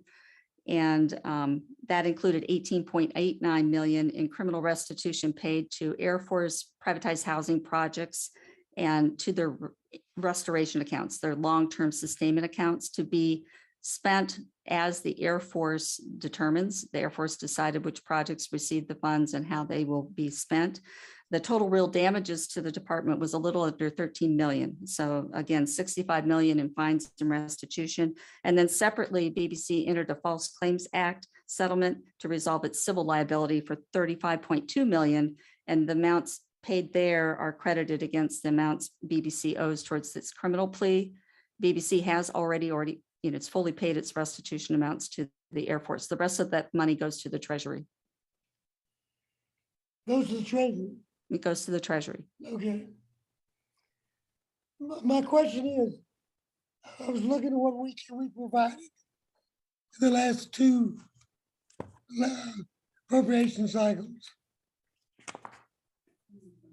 20 and 21, $200 million, 141 million in 20, and 60 million in 21 for the services to increase their ability to provide oversight. The problem I have with the word oversight is that means to somebody looking for problems. I'm looking for the people who solve problems. Who would they be? The Air Force, the Army, the Navy? Are they supposed to take this money and solve the problem, or just look at the problem? Because we're all looking at the problem, but when you send an idiot to fix a gas leak, you're not solving the problem. And that troubles me. Any comment from either one of you? Elizabeth? Well, I mean, it's a really important point about oversight, right? That it's not just about understanding what happened, but how to fix it. And I think, that's why we have made over, I believe, 30 recommendations to the Department of Defense to strengthen privatized housing. Many of them have been implemented, but not all of them have. And we really focus our attention on recommendation implementation because that's where the problems get fixed. I think the bottom line here is that the department did not get into this problem overnight, and so it's not going to get out of this problem overnight. And if I may then as well, that money right now is not just paying for staff, but is paying for inspections, for example. So we have implemented a new DoD housing standard that requires an inspection of every home. We also have inspections, as I mentioned earlier, at each change of occupancy for the government team to go and inspect and ensure that that home meets the life, health, safety, and other requirements. And the department also, just in the last couple of months, issued policy on managing environmental health standard or health hazards to make sure that our government team understands what the standards are, what they're supposed to be looking at, and whether something is an issue or not, including the oversight that needs to be provided to the privatized housing companies. So that applies to both government-owned housing and our privatized housing. But we've done a lot of things at the field to increase our oversight and ensure that we are doing better at monitoring the work orders and so forth. And then at the secretariat level and at my level, we've implemented quarterly programmatic reviews where we're looking at data on on all of these different things, various metrics to assess not only how the projects are performing, but the health of those projects from a financial standpoint, and working with the military departments to determine if there's a need for some kind of corrective action or some kind of a restructure. Over. Okay, if they've, all those people are looking at the problem, I assume the housing ownership groups are supposed to be fixing the problems, correct? So some of those folks are helping to fix the problem in that they are resident care advocates, and they are the voice and the liaison between the resident who has an issue and the project company. We are aware, I mean, it's not, it's been a challenging past year and a half for all the landlords, not just our privatized housing landlords, but all landlords trying to find qualified maintenance personnel with COVID, with the competition in the job market right now. And we do know there are locations where the private company has gone out and contracted with a provider to ensure they had maintenance personnel. So the issues that were raised on the first panel as to whether that makes too cozy of a relationship, or whether that contractor isn't necessarily working in the best interest of the resident, that's something we need to go back and look at. And I appreciate that they highlighted that. But we have put in place a lot of additional oversight. And based on inspections that we've done, for example, at Fort Belvoir, the Army did a pilot study and inspected 90% of the nearly 2,000 homes at Fort Belvoir. They did not find a systemic issue with the quality of the housing. The vast majority was in good or excellent condition. And the issues that they found something were things that would normally be caught in just routine maintenance and at the turnover of the homes. We have had situations this past year with COVID where residents have not wanted to report issues or have someone in their home doing maintenance because of their concerns about the health situation right now. So that this has been a complicated time for our project companies to try to address and improve their performance, and also for us in working with residents, given the impact that COVID has had on interaction face to face and being in the homes. Over. Well, we got to get an expert to fix the problem. If you got a plumbing problem, you send a plumber. You got an electrician problem, you send an electrician. And if they're not doing that, we're not taking care of our people. That's real simple. We seem to have various numbers of catch-22s in this issue. We all read that book back in the 60s about the Army. But seriously, somebody's got to get down to doing the work. And somebody's got to be punished for not doing the work. Just that simple. So if I may, the military departments do make decisions about how much of the incentive fees for property management, for example, that the project companies earn. The installation commanders have that first voice of saying and monitoring what's really going on. And an issue of not having qualified personnel do the work, that's important. That's something to be considered. And there are projects where those incentive fees have been totally withheld and where projects have been put on performance improvement plans.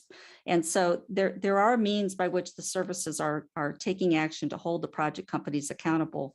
And I, again, take very seriously the concerns raised today, but out of the 205,000 or so family housing units, there are many of those, the vast majority of those that are very well maintained. And we think the residents are getting a very positive experience, but we certainly can do better. I yield back. Thank you, Judge Carter.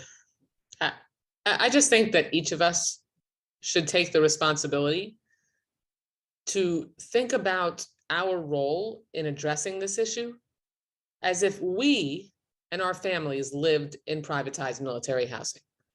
And I won't ask you, Ms. Curry, whether you would want your family to live in privatized military housing, but from what I've heard, I wouldn't want mine.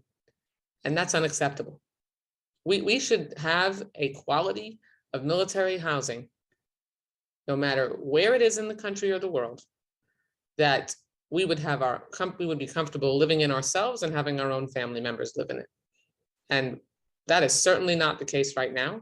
And the urgency to address this issue needs to be handled through the lens of what if it was your family? And it isn't. It just isn't. Okay, thank you, Judge Carter. Next up is Mr. Case. Thank you, Madam Chair, and thank you, Ms. Curry. You're in a tough spot here today, and I don't doubt your and your team's commitment to doing the right things here. I am trying to listen between the lines to your testimony and to your answers, and frankly, I'm just trying to reconcile it with what I heard in the first panel. And I'm kind of back to the same questions I had for that panel, which is, are the concerns isolated or systemic still? Are they focused on specific providers versus all providers? Are they specific to geographic areas or to older housing on base? How do you answer me on that? I listened to you, and you said that you would go back and look at these very specific concerns that were raised by the people in the first panel, and as you should. But I didn't sense that you felt that the concern was broader than that. You mentioned metrics, and a sub question would be, what metrics are you basing your conclusions on? Why don't I just get you to respond to that, and then I got one more after that. Okay, sure. So, it is a very large program. This is equivalent to the largest or second largest portfolio of rental properties under, if you consider the program as a whole, of one big program in the country. And so when we look at what's going on, there are locations that have more problems than others, and there's a variety of reasons for that. Sometimes it's because, and I'll remind you that the housing that these landlords now own, the projects they inherited, we conveyed to them the existing housing that had a $20 billion maintenance backlog. Many of those units were historic units. Some of those units are, they were units you cannot replace depending on what the State Historic Preservation Office requirements are. And they pose challenges when you start putting air conditioning and more modern systems in there. And we, over time, the project companies have learned that sometimes the two don't mix, a historic home and air conditioning. There's a way to do it, but you have to step back and realize the building envelope is such that if you don't have the right ventilation, you could have mold. But we have, what I do with the military departments is actually have them provide an array of data on each project. And then I'm looking at that. I'm looking at, with my team, not just occupancy, but occupancy by military families. How many units are offline for maintenance? Because the units that have the most severe problems are either offline because they have scheduled maintenance because they were already planning to replace the homes, or maybe they're offline because they're trying to remediate mold or an issue that's been identified in the last little while. So we watch that, and other measures of resident satisfaction, work order satisfaction. Residents now actually have to sign off on the work order to say whether or not it was completed and then to what satisfaction they had with that experience. So it's not nearly as easy for the project companies to manipulate that data and claim that that work order was completed when it was not. And again, the resident has a voice about the quality of the work and can raise that concern. They also have, other ways that they can raise concerns to the resident, to their, not just their property manager, but through the government housing office and then the dispute process and so on. But in terms of our oversight, that's one of the things we're doing. The other thing I mentioned was that we have recently issued the Uniform DoD Housing Standard and the inspection requirement that goes along with that. And that's from Section 3051 of the FY20 NDAA. And the Army leaned forward and did a pilot inspection for us at Fort Belvoir. And so we have data there. Fort Belvoir has had a lot of press coverage. There have been residents that have raised a lot of concerns there. The Army was able to inspect about 90% of the homes. The other 10%, the residents didn't agree for them to have access. But the majority of the homes came back in good and excellent condition. Okay. And so we're looking at that and saying, okay, there's a subset maybe of the homes, but it's not all of the homes. Okay, well, I think we would all concede that, but what is a majority? A majority can be 51% or 90 some odd percent. So and either way, there's still I mean, people just stood in front of Congress at great risk to themselves and to their careers to tell us that they don't think it's going okay. And how widespread do you think that is? That's my question. And are we on the right track? Because I'm hearing you say, in all honesty, or at least I'm interpreting it, that you think we're roughly on the right track. And that doesn't reconcile, at least with the first panel. And so then the question is, well, what do we do about that? So that's the reason for the question. How widespread do you think the problems still are? And do you have a solution to it? Because and you say in your testimony that we're going to need time, and so did GAO, and we get that. You don't turn this on a dime, but is it the necessary level of focus, solution, expedition? Do you have the resources from Congress to pull this off? Those are some of the questions that I have. So the funding request for FY23 includes the funds that the military departments need to continue providing the oversight that they've committed to at the levels that they should, and does support the inspections. Those won't all be completed in 1 year, but it's phased as they complete their inspections, these one-time very, very thorough inspections. They're still doing change of maintenance inspections and other kinds of inspections that are required, but Section 3051 had a very specific requirement. But if we say roughly there are 200,000 homes, if I gave you a ballpark, I think the problem is 1 to 2% of the homes have an issue. And so that, when you talk 200,000 homes, that's still a lot of homes, a lot of families. From the standpoint of a portfolio of homes, if you were a private sector landlord and you were looking at your homes, and me and my individual home, occasionally we have problems. It could be that you have a mouse infestation. It could be I recently had a leak in a basement plumbing. Things happen, and then how does that landlord respond and fix that problem? So I don't expect that 100% of the homes are going to be in perfect condition all the time. I do expect that those landlords take appropriate action, that they're maintaining them like they should, and that when something is brought to their attention, that they then address it and they do it right. We do need the help of the residents, just like the ones who spoke here. We do need residents to submit work orders. And so we do find that there are locations where the resident has first posted their problem on YouTube, and when the housing office looks, there's actually not been a work order submitted to it. That's probably rare, it's probably a minority, but I would just foot stomp. We do need the residents' help to flag the issues, and if they see something that looks like it might be causing a problem, to let the landlord know early on, and let the housing office, government housing office team know early on. But we need to hold them accountable, and we need to expect as close to perfection as we can get, but I don't think we're going to ever solve this 100% of the time. And I don't think we're going to keep 100% of the residents, fully satisfied all the time. We just have to strive for that as our goal. Okay. Well, my time is up, but thank you for expanding on that. Appreciate it. Thank you. Reel back. Thank you, Mr. Case. Mr. Valadeo? Thank you, Madam Chair. I appreciate again this panel. This has been very informative. So the chair brought up an earlier issue about staffing. That's one that I was obviously very concerned with as well, and I'm glad that she made the point she did. And I just wanted to make sure that that not just the chairwoman, but all of us are really focused on making sure that the staff is there and properly trained. My office has an ongoing case with an enlisted family at NAS Lemoore who lives in base housing managed by Liberty Military Housing. This family's house has had repeated major leaks and mold, which has caused them to be displaced for days to weeks at a time for repairs. This has happened several times in the last 2 years. I think it's important because you talked a lot about the resolution just now with Mr. Case's questions, that there are work orders that they're signing off on it, but this specific case has been going on for 2 years. They're very unhappy. They've obviously been reaching out to us. And as I mentioned with the earlier panel, we do go and we always recommend that the constituent goes through the chain of command to try to address these, to make sure that those processes are working.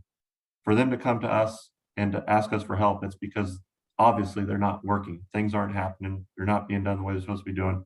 And this family is in jeopardy. We've been asking for help on different fronts. They've been responsive, but we've got to do more. So can you speak as to what metrics, if any, you use to ensure that unsafe housing doesn't simply just receive temporary repairs over and over again, leaving service members facing the same problem they did in the first place?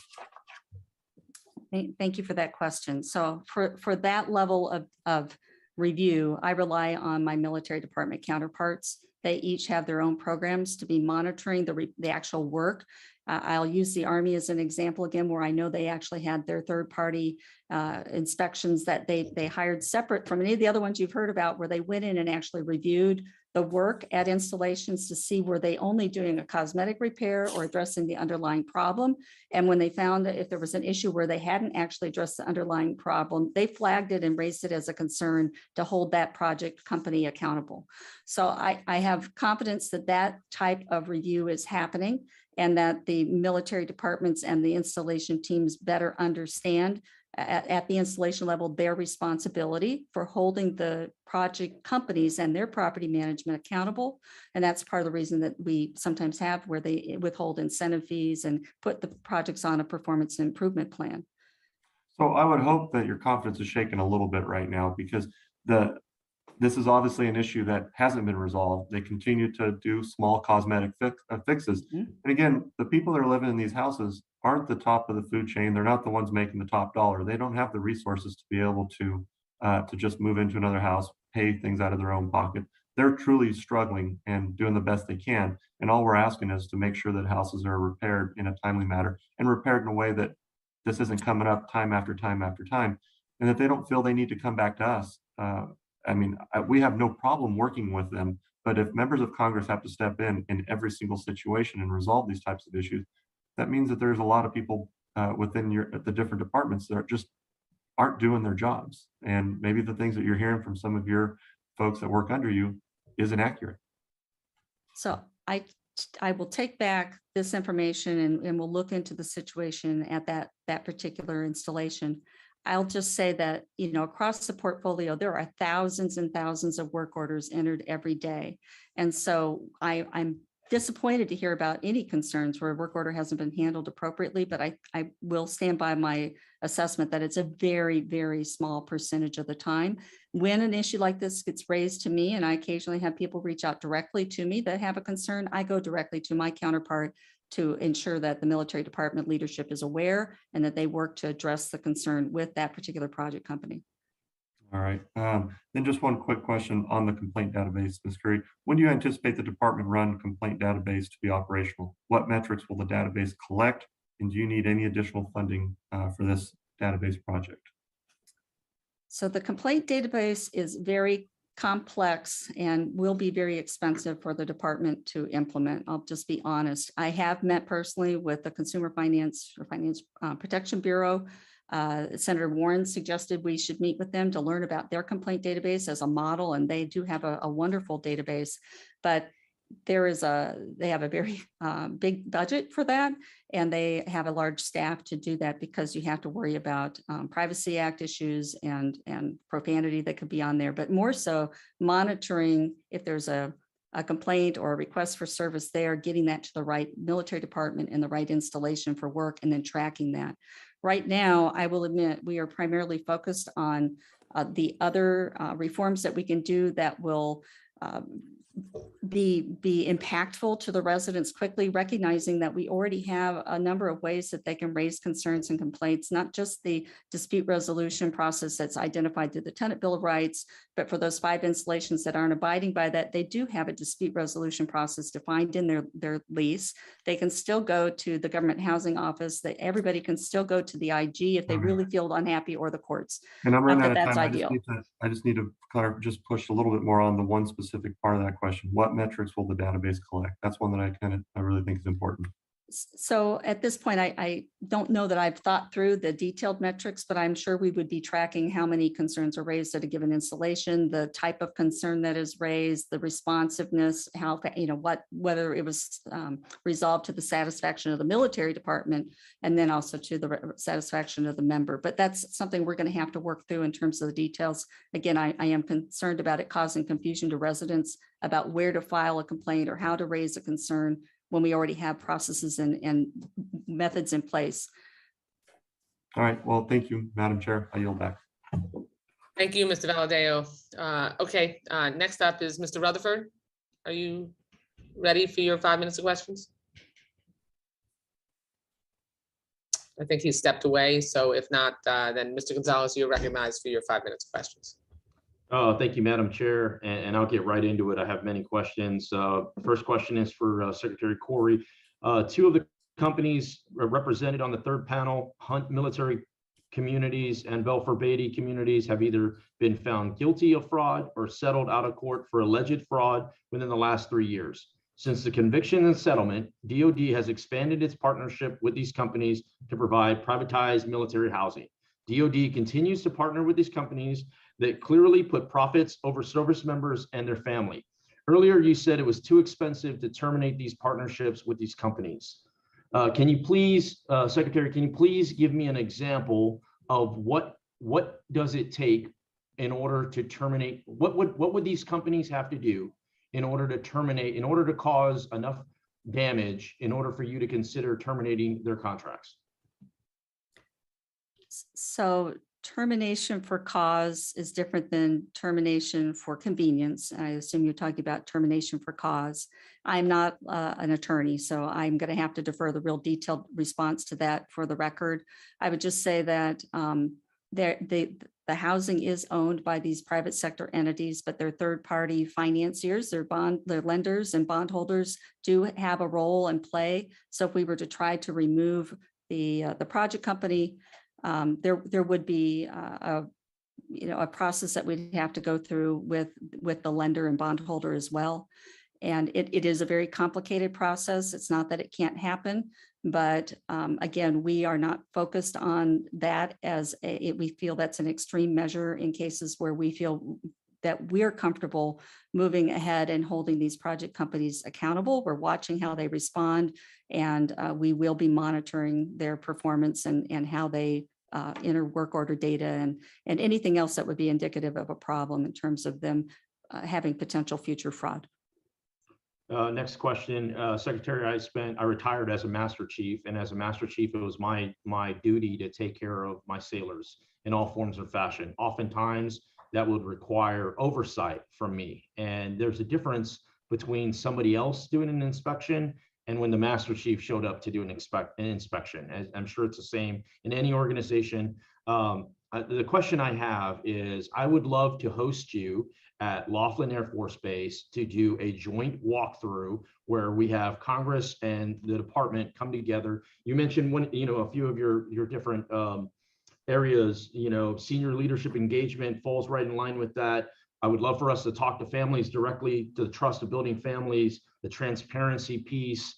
Would you commit to doing either hosting in Laughlin Air Force Base or Lackland Air Force Base in San Antonio? Absolutely. I would love to join you there, and I would do that for any member that has a concern about the housing at their local installations. Fantastic. I'm sure there's many members on this committee that would also be interested in that. My next question is, you mentioned lawsuits earlier, and it seemed as if you were finding out after the fact. My question is, do we know how many pending lawsuits there are? And if so, what installations are impacted? So DoD is aware of one current investigation involving one project company at one installation. I can't share that installation name right now. We don't have further information from DOJ about that ongoing investigation, but we can provide more information as we become aware of it. I'll let you know that actually just Monday this week, the Department of the Air Force received an anonymous complaint regarding a separate company at a separate installation. So that has already been referred to the Air Force Office of Special Investigations, and we will be happy to provide an update on that after we learn more. But we don't always know about investigations if they're conducted by DOJ or they are under court seal. So that's been the complication for us trying to provide more information in the past. Okay. Next question is for Director Fields. DoD currently only has 14 privatized military providers. Are there barriers to entry for other companies to compete with these providers? Thank you for that question. So my understanding is that when the projects were first set up, they were competed like a normal contract would be, even though these are not federal acquisition regulation-based contracts. As I mentioned in my opening statement, these are 50-year agreements. And so those are in place for many more decades to come. I think the interesting question is, what is the department going to do if it wants to open new privatized housing projects? And that's not outside the realm of possibility with the Space Force having been stood up. We've had a lot of conversations with Ms. Corey and her colleagues about how they would think about structuring these arrangements moving forward. So far, we have heard that they wouldn't necessarily do anything different in terms of arranging, making arrangements with the companies and negotiating their contracts. But I think some clarity on that point would be helpful. Okay, great. I have other questions, but I'm out of time, so I yield back, Madam Chair. Thank you, Mr. Gonzalez. Next up is Ms. Lee. You're recognized for 5 minutes for your questions. Thank you so much. Thanks to the panelists for being here.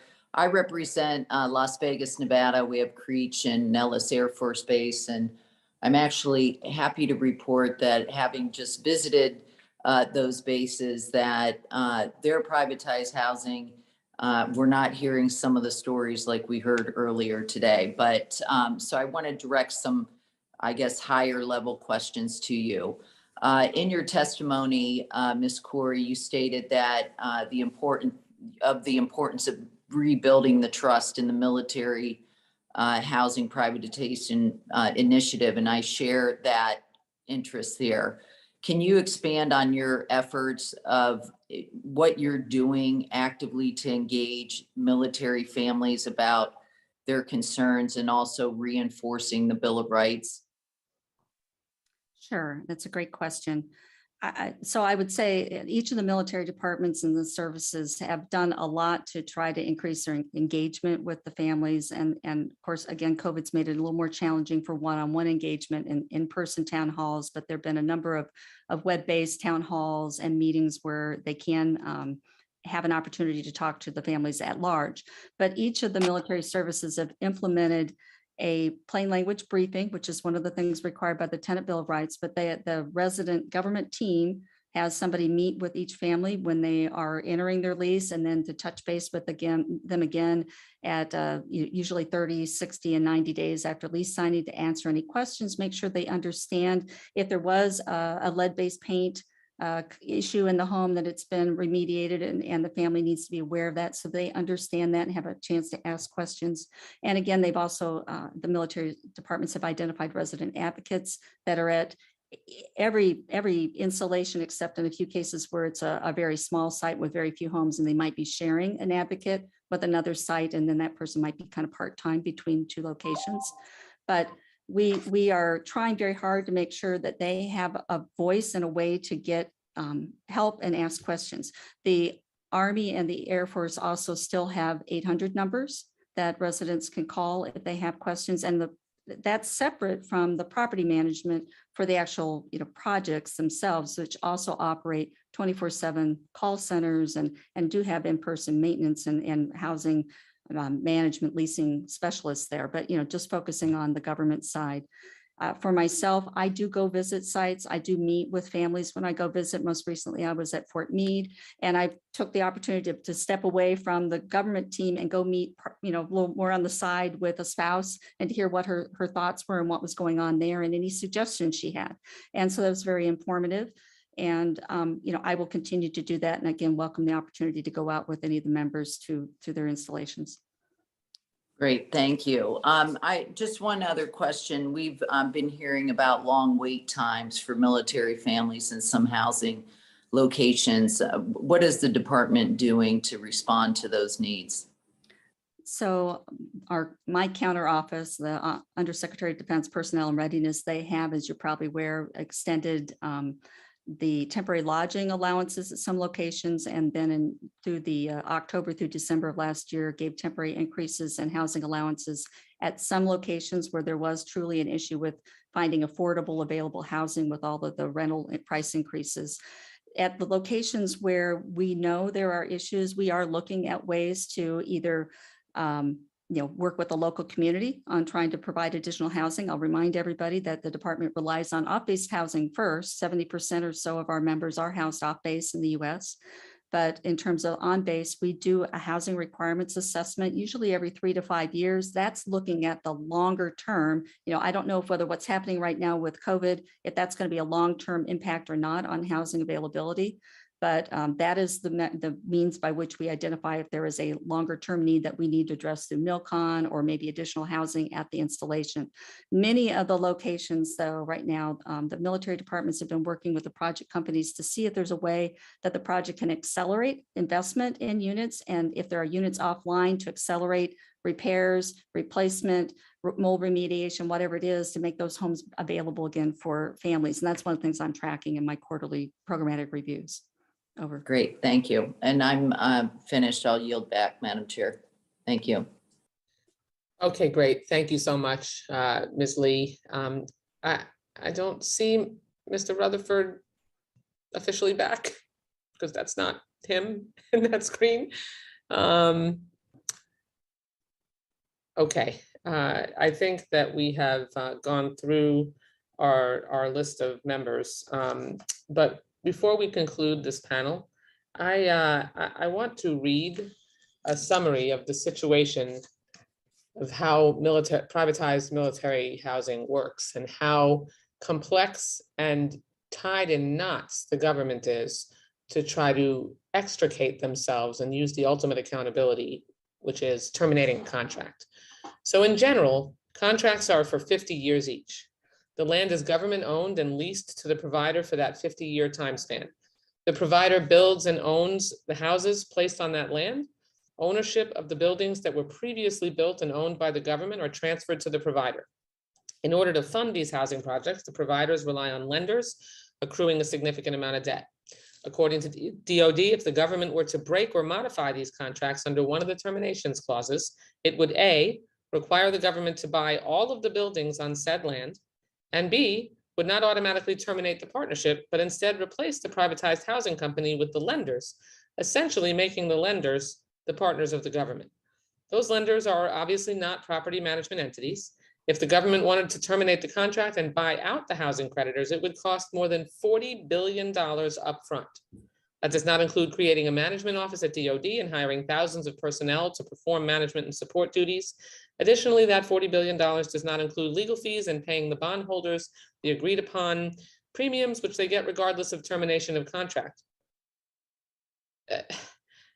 I mean, it goes on, but as you can see, we're really, the government has, as good an idea as this may have seemed to be at the time, this is a real mess that no entity should want to find themselves in, where there is very little ability, in my view, to hold these privatized military housing companies accountable, because they have us backed into a corner with almost no ability to hold them accountable, terminate their contract. They know it, and they're multi-billion-dollar companies who can afford to make cost of doing business decisions. So this is a fine mess we find ourselves in, and I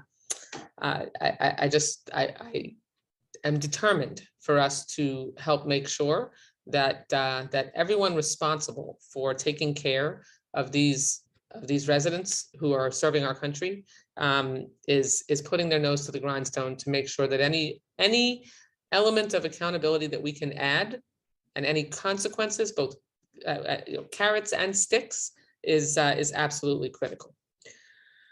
Judge, do you have anything else to add before we conclude this panel? It is very frustrating. Yeah. That's all I want to say. I just wanted to read that description of the complexity of this, because I was stunned when I learned how complex it was and how difficult it was for us to get ourselves out of the situation if we got to the point where we wanted to. Thank you. Because I think we all need to know that. Yeah. You're welcome. Okay, well, we certainly thank you both for your service and appreciate the difficulty of the challenge in front of you. Ms. Field, thank you for your assistance in helping us with the accountability piece of this and the job and you and your colleagues do every day. And Ms. Corey, we've got a lot of work to do here. And I trust that you're committed to it, but we're going to need to continue to engage very closely so that we can get these problems addressed. With that, we will pause briefly to transfer over to the next panel. I thank the witnesses.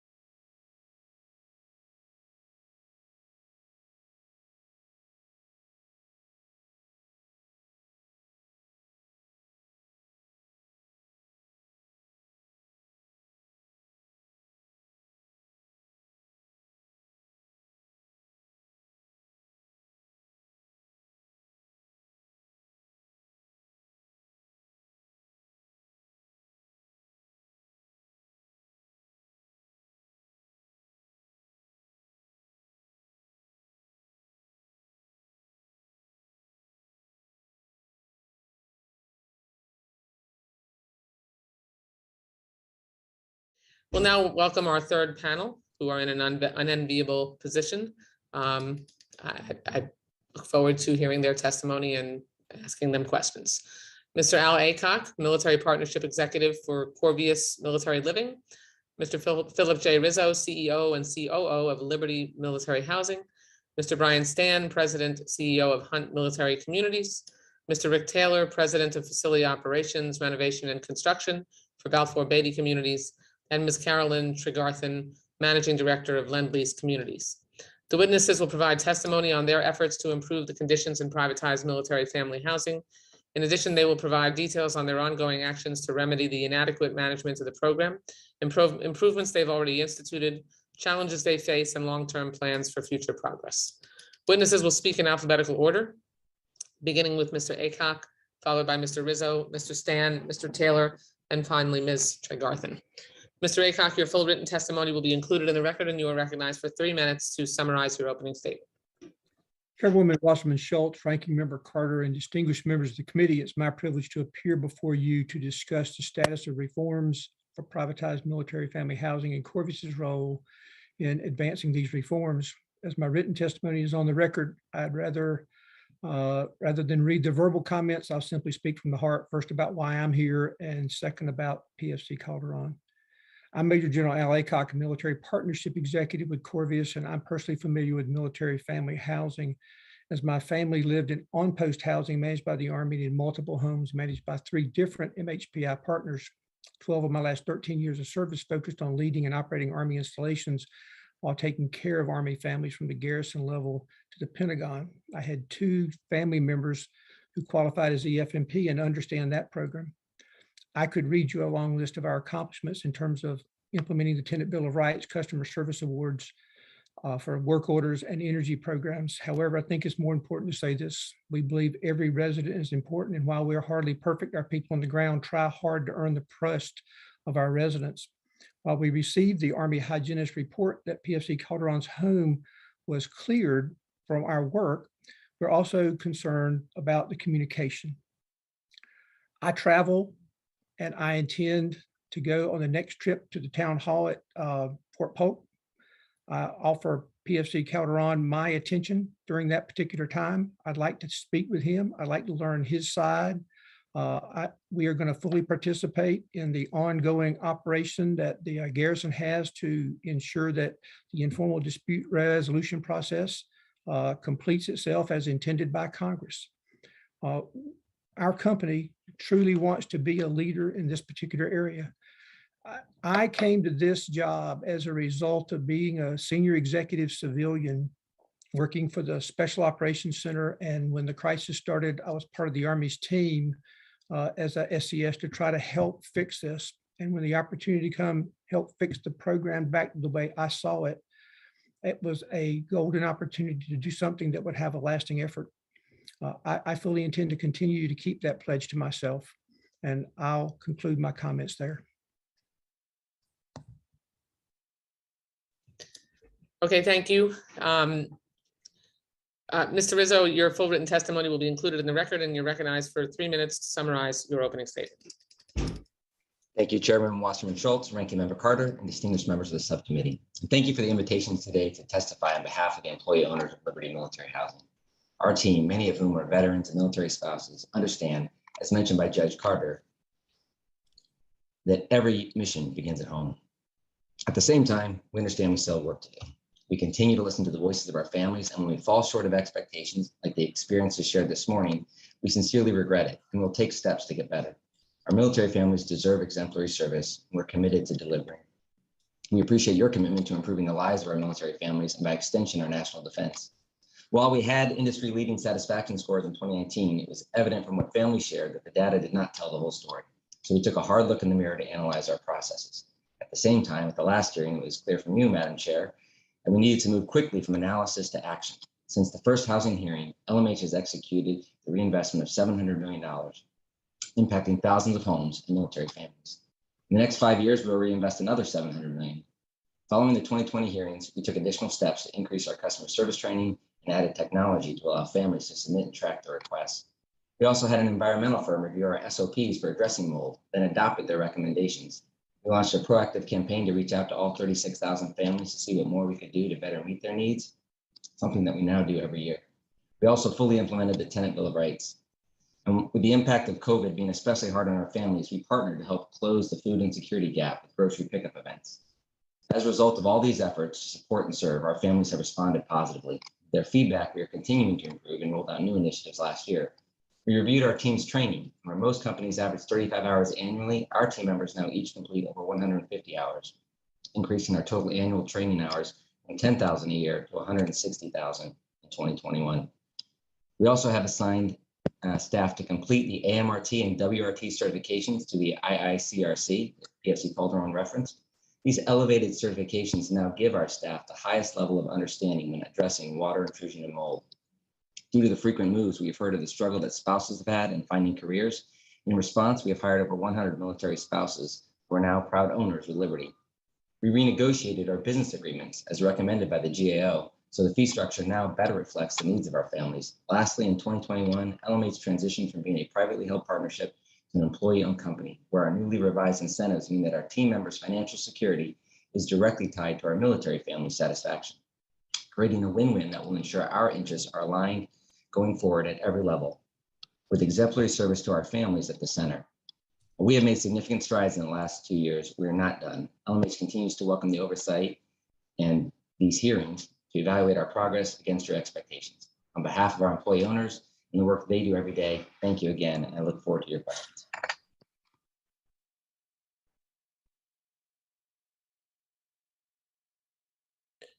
Thank you, Mr. Rizzo. Mr. Stan, your full written testimony will be included in the record. You're recognized for 5 minutes to summarize your opening statement. Chairwoman Wasserman Schultz, Ranking Carter, and distinguished members of the subcommittee. Good afternoon, and thank you for the opportunity to be here.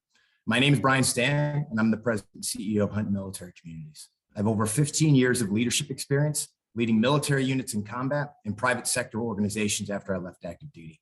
This includes building a veteran employment assistance company, board leadership and advisement positions for several other veteran service organizations, and the building of a private single-family housing company.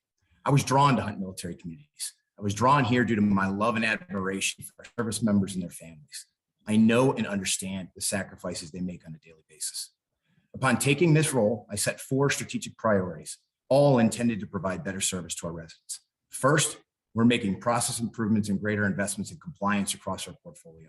We've brought on a new leadership team that shares my vision of promoting consistent, great service to our military families. And we're focused on improving all of our operational processes to become more efficient and consistent of our residents. Second, we're investing in technology to enhance the living experience in our home, improve our communication with our residents. I'm not afraid of change. I refuse to sit back and accept the status quo. I've personally developed and led change in the property management industry before, and I'm excited about the opportunity to do so for our military. Third, implementing a performance goal. We set aggressive goals, accountability, and excellence. I will personally set the tone at the top, and I'm focused on recruiting and retaining the best talent possible because that's what our residents deserve to run this company. My leadership team will personally walk our homes, meet with the base community, partner with our residents, and have direct relationships while inspecting what we expect for our service delivery. Lastly, we're analyzing financial performance and prioritizing reinvestment into our communities, along with the internal improvements necessary to enhance the living experience for our military families. In 2021 and 2022, we expect to invest approximately $243 million in capital improvement projects. Before I close, I'd like to address the company's recent settlement with the Department of Justice, which I understand to be of interest to the subcommittee. From my perspective, as someone who took over the leadership of this company, 3 things were critical to me. First, these issues were isolated to a single installation or not indicative of larger issues across our portfolio. Second, the resolution concerned legacy matters from 2013 to 2019 that predated changes that we made to our compliance program over the past 2+ years. And third, there are no findings of intentional fraud, and no admission of wrongdoing. The company ultimately decided to enter into a civil settlement with the department for $500,000 in order to put the matter behind us, focus on the future with a fresh start. Hunt Military Communities is excited about the priorities in front of us and the innovation we're undergoing. Most of all, we're passionate about continuously improving in order to provide the best service possible to our residents. We take our role in force readiness seriously and in providing communities that are great places for our military families to call home. I thank you for your invitation to testify today, and I look forward to answering questions. Thank you, Mr. Stan. Mr. Taylor, your full written testimony will be included in the record. You're recognized for 3 minutes to summarize your opening statement. Thank you. Good afternoon, Chairwoman Wasserman Schultz, Ranking Member Carter, and distinguished members of the subcommittee. My name is Rick Taylor. I'm co-president of Balfour Beatty Communities. Thank you for the opportunity to testify today.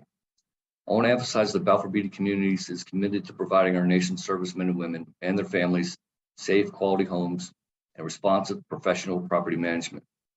I served in the United States Navy as a civil engineer, so I feel a personal affinity and strong sense of responsibility towards our military members and their families. The housing crisis was a wake-up call, and I truly believe that MHPI in our company is better because of the congressional actions that began 3 years ago. Before I get into the initiatives we have undertaken over the last 3 years, I want to address the DOJ criminal and civil investigations. As you know, the company recently concluded legal proceedings with the DOJ related to specific performance incentive fees. We cooperated fully with the DOJ throughout its investigation and have been transparent on the matter with all stakeholders, including DOD, our military service partners, and the Congress. We've worked to understand the root causes of employee misconduct and undertook an in-depth review of our operations. As a result of our findings, we took significant steps to prevent this type of misconduct from ever reoccurring. We are focused on moving forward and are committed to continuing to improve the resident experience across our military housing portfolio. Over the past 3 years, Balfour Beatty Communities has fully implemented the Tenant Bill of Rights, including providing a 7-year maintenance history to prospective tenants and current residents upon request. And since June 1st of 2021, we've provided maintenance histories to more than 15,000 prospective tenants and have had just 19 decline the home they were being offered. That's less than 0.2%. Additionally, we fully participate in the Air Force, Army, and Navy dispute resolution process, which provides service member residents the ability to request rent withholding pending an independent review of their claims. To date, we have had just one resident complete a formal dispute resolution process out of our portfolio of more than 43,000 homes. We've improved our level of transparency, and we are one team with our military partners. Our unified approach is powerful and ensures our military residents get the best experience possible. We are partnered up and down the chain of command with each of the military services from the installation level to the Pentagon. This means we are collaborating and solving problems together, and our metrics show the approach is working. Members of the committee, we ask you to help us explore innovative ways to enhance the long-term financial viability of MHPI, including OMB scoring of new projects and project refinancing, leveraging reinvestment account deposits, and basic allowance for housing rate stabilization. As a company, we have learned a lot, and we are committed to making things right. Our actions over the last 3 years are representative of our commitment. We acknowledge there is more work to do, and our teams are continuing to collaborate with all stakeholders to deliver ongoing improvements. Our residents deserve the best. We're determined to deliver for them. Thank you for your time. I look forward to your questions. Thank you, Mr. Taylor. Lastly, Mr. Garthen, your full written testimony will be included in the record. You're recognized for 3 minutes to summarize your opening statement. Chairwoman Wasserman Schultz, Ranking Member Carter, and distinguished members of the subcommittee. My name is Carolyn Tregarthen. I'm the Managing Director of Lend-Lease Communities. Madam Chair, we last appeared before you in March 2020. Much has happened since then, including a global pandemic that challenged all of us in ways we could not have imagined. In March 2020, the FY20 NDAA was recently enacted with its many reforms to MHPI. Additionally, the FY20 Appropriations Bill from this very subcommittee was just enacted, which included an additional $140 million for DoD to hire more housing inspectors. Lend-Lease moved swiftly to implement the reforms in the FY20 NDAA, including the Tenant Bill of Rights. Lend-Lease was one of the first private sector partners to propose a dispute resolution process when Congress first began debating MHPI reforms. We were the first private sector housing partner to provide the 7-year history of the home to all our residents. And we were one of the first private sector partners to introduce the universal lease across our entire portfolio. As you know, the MHPI program was enacted out of a critical need to modernise old military housing that had fallen into disrepair. Congress and DoD made the decision to partner with the private sector to bring private capital and private sector capability to help rebuild military family housing. Since 2001, we've invested more than $7.4 billion to build over 15,000 new homes, renovate more than 25,000 existing homes across our MHPI portfolio. We're continuing this historic private sector investment. Last year, we announced new private financing that will bring an additional $1.1 billion to make further housing improvements across several installations in our Army portfolio. This new private capital will allow us to renovate more than 12,000 homes, build more than 1,200 new homes, and demolish over 2,000 legacy homes. Additionally, as part of our work in Hawaii, Lend-Lease is modernising energy and water systems for more than 8,200 homes that will reduce energy consumption by over 32%. While we improve the housing at our installations, we're also improving our own operations to better serve our customers. Currently, we're undertaking several key initiatives that will make us an even more customer-focused organisation. As you know, we've created our Resident Advisory Board program, empowered our team members to address resident issues on the spot, and focus on data analysis to look for trending issues and quickly develop solutions. This is not to suggest privatisation is without its challenges. At Lend-Lease, we dealt with a massive hurricane that hit Camp Lejeune in North Carolina, Winter Storm Uri that hit Fort Hood in Texas, remained on the job for our families through the COVID-19 pandemic, and supported our residents through the Red Hill fuel leak that impacted the potable water in Hawaii. Each of these situations is unique, but one common denominator remains the same. Our families need our help and we rise to the occasion. We believe these changes have improved the quality of life for our residents, and this is our top priority. After all, our residents are our customers, but more importantly, they're members of the Armed Forces of the United States, and they expect and deserve our very best.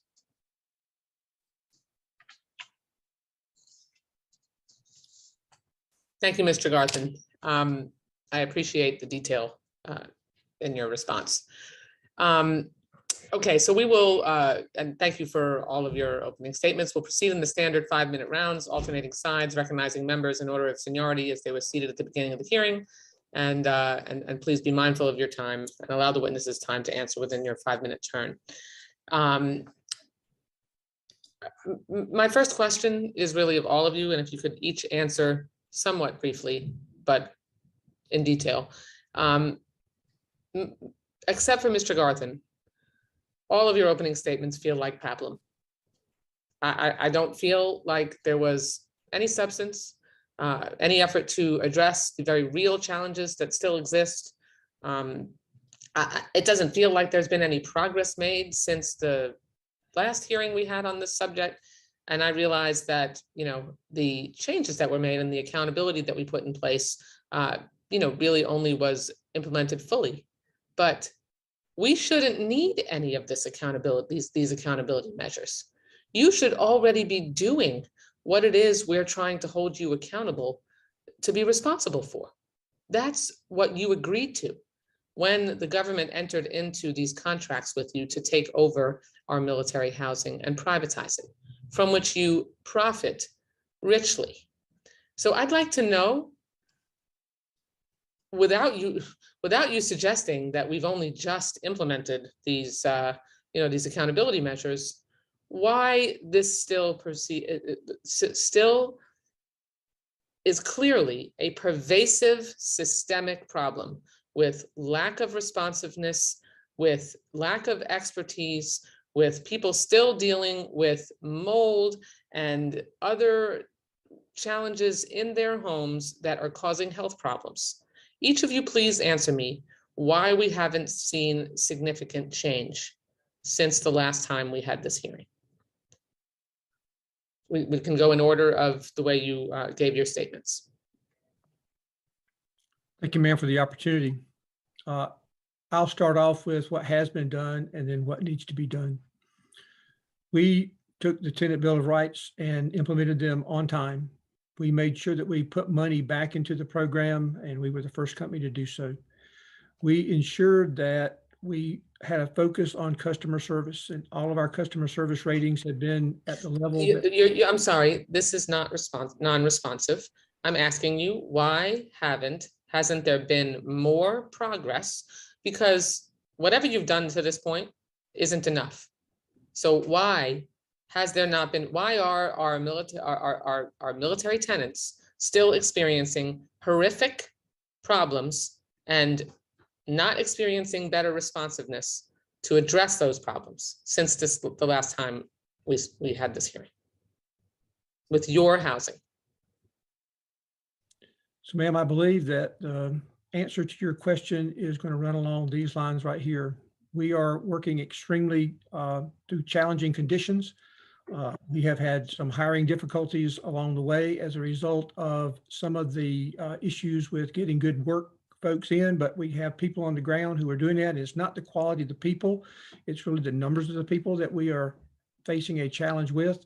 We are working through that as quickly as we possibly can.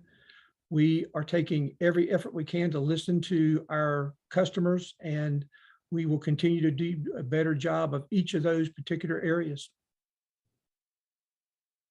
That's non-responsive also, but okay.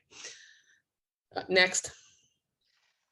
Thank you, Chairwoman. I think one of the challenges that we had as an industry in the partnership with the DoD was, and this came out in the 2019 hearings, was looking at things on the aggregate, looking at survey scores that were high, looking at the annual resident satisfaction scores.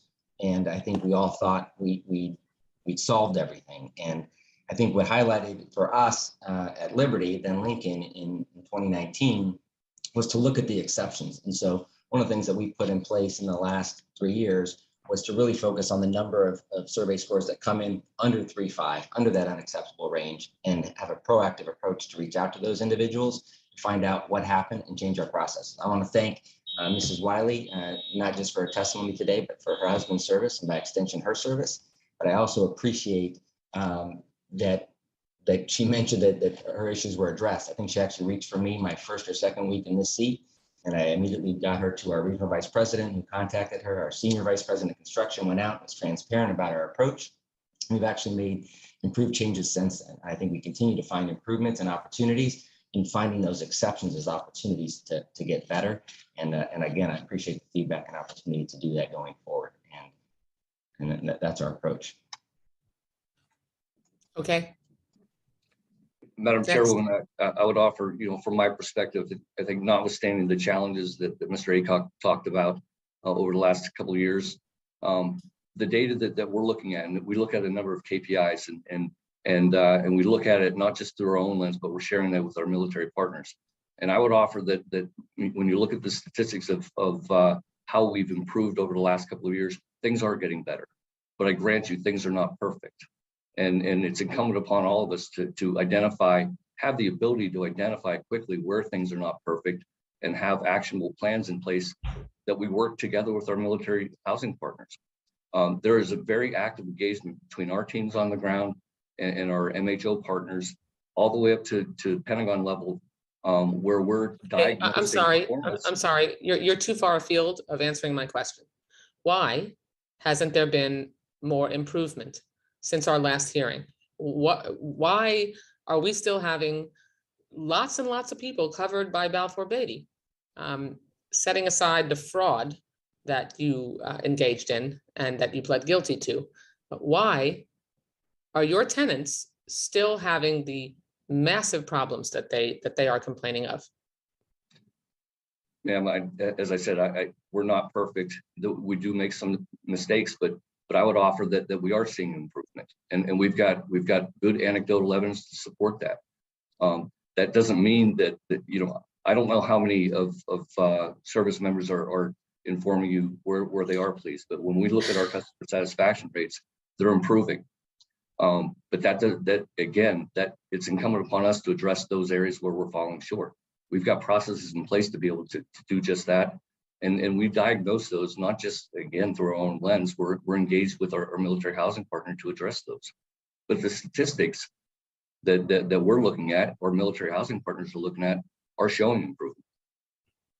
If they're anecdotal, then they're not really useful. Okay, Mr. Stantz. Chairwoman Schultz, I truly appreciate your concern here, and I appreciate your question. Upon coming to this company 9.5 months ago, I injected a tremendous amount of change that we're currently undergoing, from leadership changes to a focus on process improvement and compliance. In the trailing 12 months, when you look at the service delivery of this company, we have thousands and thousands of interactions with our residents. It's a company that is run by humans, and so we are going to be prone to human error. What we need to do is continuously find systematic, hard and soft controls around our policies and procedures so that when human error does occur, we react much faster to address it for our residents. We've fulfilled 351,000 work orders in the last 12 months. Right around 90% of them were fulfilled on time with an average survey score, in a survey that we do not control by our government partners, a satisfaction rate of 4.6 out of 5. That's the starting point from where we're starting at Hunt Military Communities. And I will not rest, and I will not take for granted where we are right now. And I'm only focused on continuously improving that through the implementation of technology that could rapidly and instantaneously highlight when there is a miss, when a customer is unsatisfied, so that we can very quickly deploy a technician or someone to that home to address their issue. We cannot rely on archaic processes and procedures, phone calls, tracking through email inboxes to address these issues. We are currently in pursuit of those systematic implementations utilizing technology and the best talent that we can recruit and retain in the business. So your answer is that those deficiencies are the reasons that have not been yet corrected, are the reasons that you still are having problems? No, what I'm saying is when you listen to the other executives of these companies, we talk about what's been improved. And as I showcased, that's not anecdotal. 351,000 work orders is not anecdotal. A completion percentage on time around 90%, and the resident satisfaction be at 4.6. It's real, but that does not mean that any miss, anybody who's not satisfied, and when we have residents who testified earlier, it's unacceptable. We have to continuously improve our processes. When that happens, and we have an issue like that PFC mentioned with his family, it is reacted to immediately, and the problem is solved quickly and in satisfaction with our military partners and our military residents. Okay, and last but not least, Mr. Garden.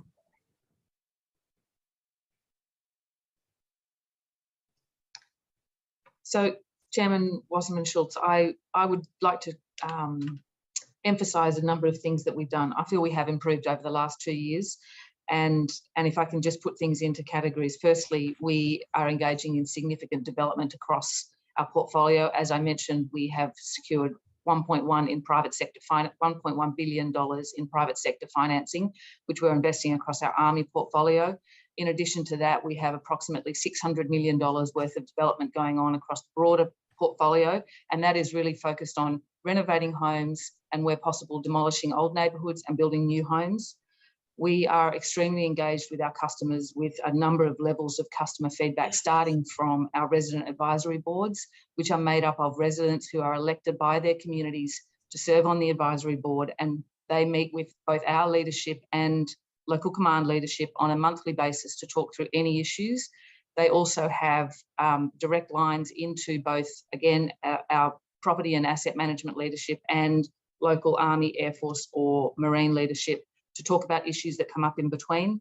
We have We introduced in 2018 an app, which can also be a portal called Military Cafe, where residents can, if they choose to, log work orders. I would note that they can also call work orders into our Maintenance Solution Centre, which is staffed by well-trained individuals. Okay, Mr. Garthen, but to the degree, and I appreciate all the effort that that's being made, but if you can just give me some window into why is it just that it takes time to implement all these significant changes to improve? Why has there not been more progress? So, Madam Chairman, I would respectfully argue that there has been progress. Certainly I can only comment clearly on Lend-Lease projects, but I would argue that there has been progress. And I think we have much better connectivity with our residents to understand when there are issues. And we go about solving those issues as quickly as possible and in as much of a resident-friendly way as possible to make sure that we are looking after our military families in a much better way than potentially was the case in the past. Okay, well, I'd like some evidence from each of you for the record to that demonstrates what your complaints are and how quickly response time is, how they're getting resolved, and make sure that we're not just taking your word for it. So if each of you could provide that information for the record, and I'll have my staff make sure that they're very specific about what we're looking for. I thank the committee's indulgence. Judge Carter, you're recognized for 5 minutes of questions, or longer if you need it. Thank you, Madam Chairman. Okay, why did this happen in the first place? From you and your corporate entity viewpoint, why did we get behind the 8 ball on maintenance? Who are you laying the blame on? I'd like to hear it from each of you. I guess they couldn't hear me. Why don't you proceed in the same alphabetical order, Mr. Aycock? Okay, Rizzo. So, ma'am, it was difficult to hear the question. Could that please be repeated? Okay. Why did this happen in the first place? Did you get that? Yes, sir, I did. Sir, I would tell you that I agree with the other CEOs here. We have made a lot of progress, and when things along these lines happen, we believe they are anomalies, and we take action on the anomalies as quickly as we possibly can. In this particular case, we know that we did some of the things right that need to be done. However, at the end result, we need to take and make sure that communication goes down to that particular level. And so those are some of the things that we can do to make sure this goes right. I know what you're doing, or claim you're doing. I'm asking you, why did it happen in the first place? You got to have a discussion with your board somewhere saying, hey, did you read these reports? Why is this happening? If you're concerned about the ordinary soldier. Rizzo, what do you think?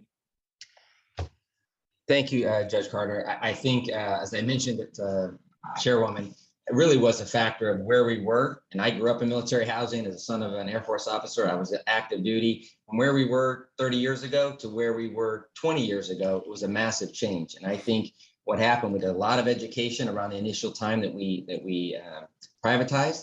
And I think there was a big gap between where we were when it was completely government owned and the work that was done in the first couple of years. And I think, honestly, we believed our own press. I think we own that as the managing member. We own that we looked at the aggregate scores being 20 points higher than they were in the 90s. And we thought, well, we've arrived.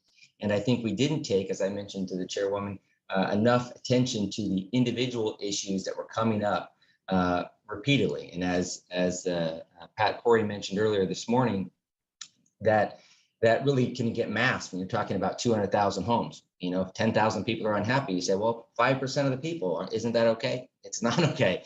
As Mr. Stan mentioned, 1% isn't okay, and one person isn't okay. Right? These are people who sacrifice and serve, and we need to deliver the service that they deserve every day. And so I think looking in the mirror 3 years ago, and saying, okay, let's look at the exceptions instead of looking at the aggregate score. And I think going forward, that will be the solution, is not turning a deaf ear to these one-off issues, but digging in and finding out where the gaps are in our processes, so no one falls through them. So from save a little time, everybody more or less agree with Mr. Rizzo? Ranking Member Carter, I appreciate the concern. And if I might add some perspective, being the newest member on this panel, the institutionalization of single-family detached real estate did not exist at scale prior to privatized military housing.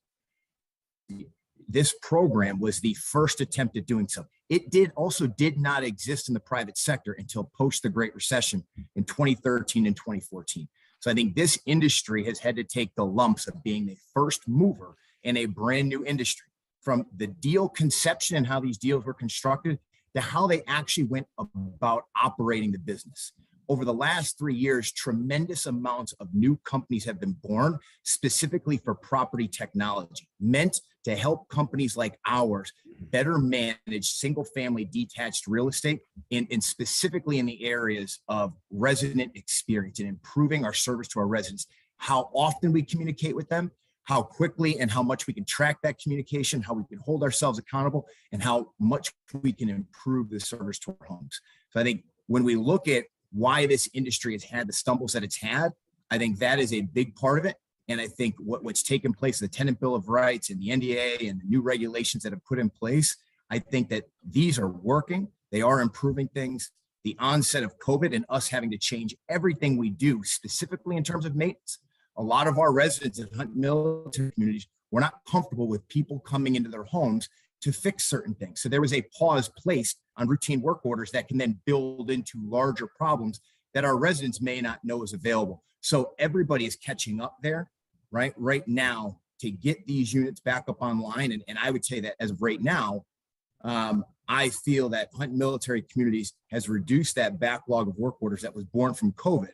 And as I used as an example before, with the 350,000 work orders we responded to, with 90% being on-time completions, that there is improvement, but we cannot get complacent and will continue to improve at all costs. Thank you very much. When my house got Stacky Botches mold, we were out of our house for 8 months. And my wife was not a happy camper. And she kept asking me, why are they doing all this? Is it so that it doesn't look dangerous? I said, I don't know. But my guess is somebody just got a judgment against an insurance company for not taking care of the mold problem down in Travis County for $5 million. And they'd rather spend $88,000 on our house than $5 million on a lawsuit. Are we going to turn the trial lawyers loose? Is that what it's going to take? Anybody want to answer?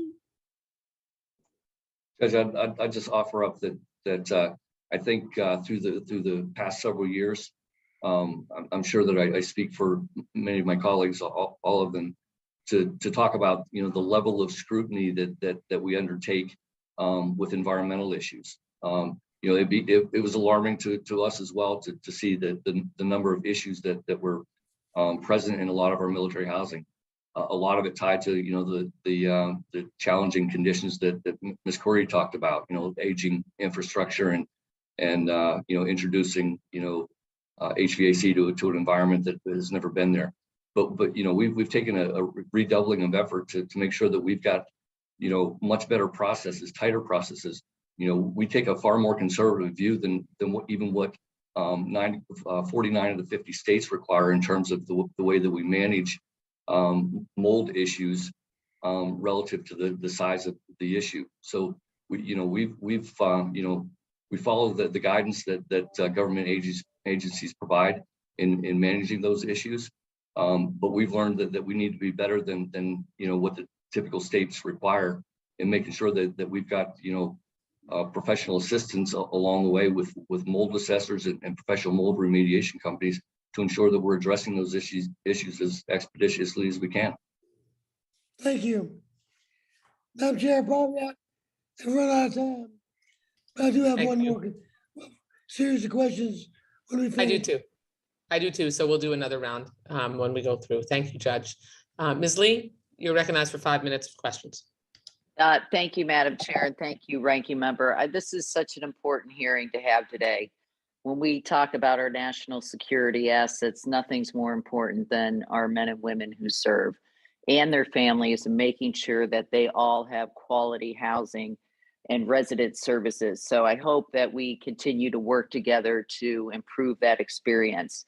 I will say I represent Southern Nevada. We have Creech Air Force Base in Nellis, and I must say I've heard from many families that they've shared some positive experiences with their privatized military housing, and especially the widespread adoption of the Bill of Rights. So I just, I want to lay that out there, but also make sure that we're not complacent and we work so that we don't hear testimony like we heard from the first panel. To that end, I have a few questions to Mr. Stan, given your leadership of Hunt Military Communities, which oversees Nellis. You mentioned your efforts to invest in technology and communication platforms to enhance the living experience for Nellis families and also to improve communication. Can you just expand on what that effort entails, please? Absolutely, Congresswoman, and I appreciate very much your concern. I appreciate the question. I'm excited to talk about this. We have already begun to implement a unified communication platform across all of our installations, all of our community centers and our sites, so that we could have centralized data down to every single phone call and have that recorded so that we could review it for customer service satisfaction levels and for follow-on training with our employees. This will give us an insight into data in terms of how many phone calls we get at every office, how long people have to wait until the phone is answered, if they left a voicemail, how quickly we've gotten back to them. This is an ability to improve times. In addition to that, we have built a new data architecture that can allow us to centralize all of our KPIs and utilize advanced forms of machine learning to automate exception reporting to let us know when we're doing incorrect things, or if we miss or we perform a work order and somebody's not satisfied. Having technology infrastructure that is also aligned to the process and procedures that we conduct to serve our residents, communicate to our residents, is instrumental in scaling this across the board and alerting leaders to making sure we can hold people accountable, and most importantly, so that we can improve, so that we can measure ourselves and say, okay, we're at a 4.6 out of 5 in terms of our work orders now. How do we get that to 4.8?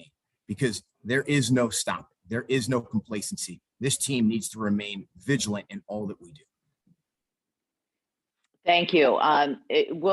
Is that information available? Like, will we be able to see that data? Representative, I can make that available and I will follow up with your office to send it to you. Great, that'd be helpful. Finally, I just want to focus on the housing allowance that enables you to meet your needs. Does the current BAH is it sufficient for your housing needs and for home repairs and construction? Congresswoman, that is a phenomenal question, and the answer is no. More importantly than our ability to conduct maintenance and reinvest in these homes, it's our service members. As Ms. Corey discussed, over 70% of our service members live off base, and especially in Southern Nevada and Las Vegas, where rents have increased in double-digit numbers year over year the last 2 years. That BAH has not been suitable for them to find adequate housing when we have extremely high occupancy rates and a long-term wait list. That being said, as it pertains to privatized military housing, our expenses have all gone up. In the current supply chain crisis, everything that we buy to maintain these homes, the price we have to pay contractors, and the labor market. The cost of a qualified maintenance technician with the appropriate certifications to fix what's necessary in these homes now has to be paid more than they used to. And those rates, along with inflation, have increased a lot more than the basic housing allowance. If you look back at the modeling of this business at the inception of the program, it was estimated that BAH would grow at 3% a year when they designed this business. It has been drastically under that annual increase. But what concerns me most isn't our business. What concerns me most is our force readiness and the fact that I've got friends who are still wearing uniforms, still serving, who can't rent a home because they can't afford it. So they're coming out of to rent their homes, or they're getting boxed out. VA loan is no longer taken because our housing market's so hot that sellers don't want to deal with the process of a VA loan and those inspections. I had another question, but I'm out of time, but thank you, I yield. Thank you. I'll follow up, Congresswoman. Thank you. Thank you, Ms. Lee. Next, Mr. Gonzalez, you're recognized for 5 minutes of questions. Thank you, Madam Chair. Appreciate the panel for being on here. I'll start with Mr. Stan. I know you served in the military, and I know you watched the first panel with Private Calderon. My question is, do you believe him? I have, first off, Congressman Gonzalez, thank you for your service. Obviously, I read about your background. Anybody who does 20 years and obtains the rank of Master Chief, that's just a phenomenal career. So thank you. I appreciate that question. And yes, anybody who has the courage to come on camera and sit in front of us in their uniform, I absolutely believe him. And we should believe, right? The steps to solving that problem are sitting down and investigating it thoroughly, which in my experience in the 9.5 months that I've been here, the dispute resolution process has worked very well to do that. As designed, we've had a number of those cases come through and they've been successful. Right. We saw in the second panel, Secretary Curry mentioned about 2% of the overall inventory is having issues. Do you believe her? I do believe her. That being said, in 9.5 months, I want to see it with my own eyes. I think Pat Curry is a phenomenal partner and champion of this industry, and she does a really nice job holding us accountable. But as I stated in my opening comments, I want to be on the ground. Next week, I'll be in your district. I'll be in San Antonio. I'll be walking at Randolph and Laughlin to inspect what I expect as a leader, walking these units and visually making sure that the data I see through our technology systems is actually what's taking place on the ground and in these homes. And I'll communicate with our residents. I'll talk directly to them. So 2% of the overall inventory is 4,000 homes. That is a lot of people. Last month in Hawaii, there was an article that came out, and I'm going to read part of it.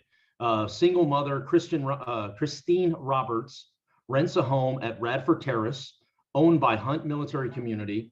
But the last 3 months, she and her 3 kids have been living in a Waikiki hotel. On Tuesday, she found out she still can't return home because testing turned up a contaminant unrelated to the Red Hill incident. From her, they've taken so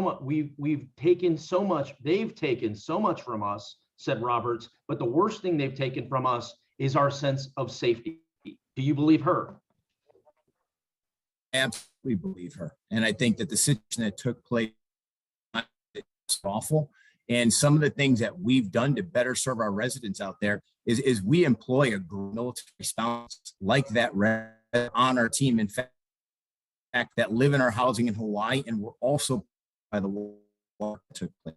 We could on our side that was within our control, work with our military partners to get clean, potable water to our residents, work with them to make sure that they were aware of the information, TLA, temporary living assistance for them, and do what we can to get them back in their homes long-term safely, and assisting our government partners in deploying all of the operations they had to clean and certify every single home in their water sources prior to them moving back in. Sure. The article goes on to say, and I'll stop here and continue the questioning. The article goes on to say, at this time, Roberts said she has continued to pay her rent, and now she's told to sign a new lease to stay at her Radford Terrace place, and her rent will go up by $175.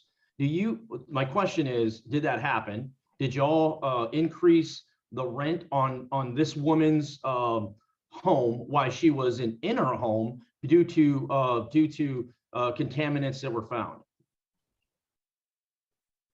So I'll have to take a look to confirm what she said, but at face value, I don't have reason to not believe her. What I afforded every resident home at the Joint Base Pearl Harbor to break their lease free of charge. If they wanted to move out and find different housing, we absolutely allowed them, and we help them to do that. Only residents chose to do so. In terms of the allotment to pay for that money, the lion's share of that money goes towards the sustainment and reinvestment in these housing projects. And as I mentioned before, I'll stop right there. When Look, these are the type of situations that I get talked about every day. Every day, somebody in some form or fashion will relay a story like that all across the United States. And to me, it's wrong to raise rent on a single parent when she's not even in her home. She's in a hotel due to no fault of her own. I've got many more questions. I would just say, like, these are the type of things that are an issue, and it's a reason why we're seeing military folks like Private Calderon say, I'm not going to re-up. And it should not be that way. It's so critical to our manning. It's so critical to our national security, is ensuring that, Madam Chair, I have many more questions, but I want to be respectful of the time, so I yield back. Thank you, Mr. Gonzalez. Okay, members, votes have been called. This first vote is 15 minutes, so we have some time, but if we can, Mr. Rutherford, you're the last one to ask questions, and then I know Judge Carter and I have another question, so I want to try to get all of us in before we have to leave. Thank you, Madam Chair, and I'll keep this brief.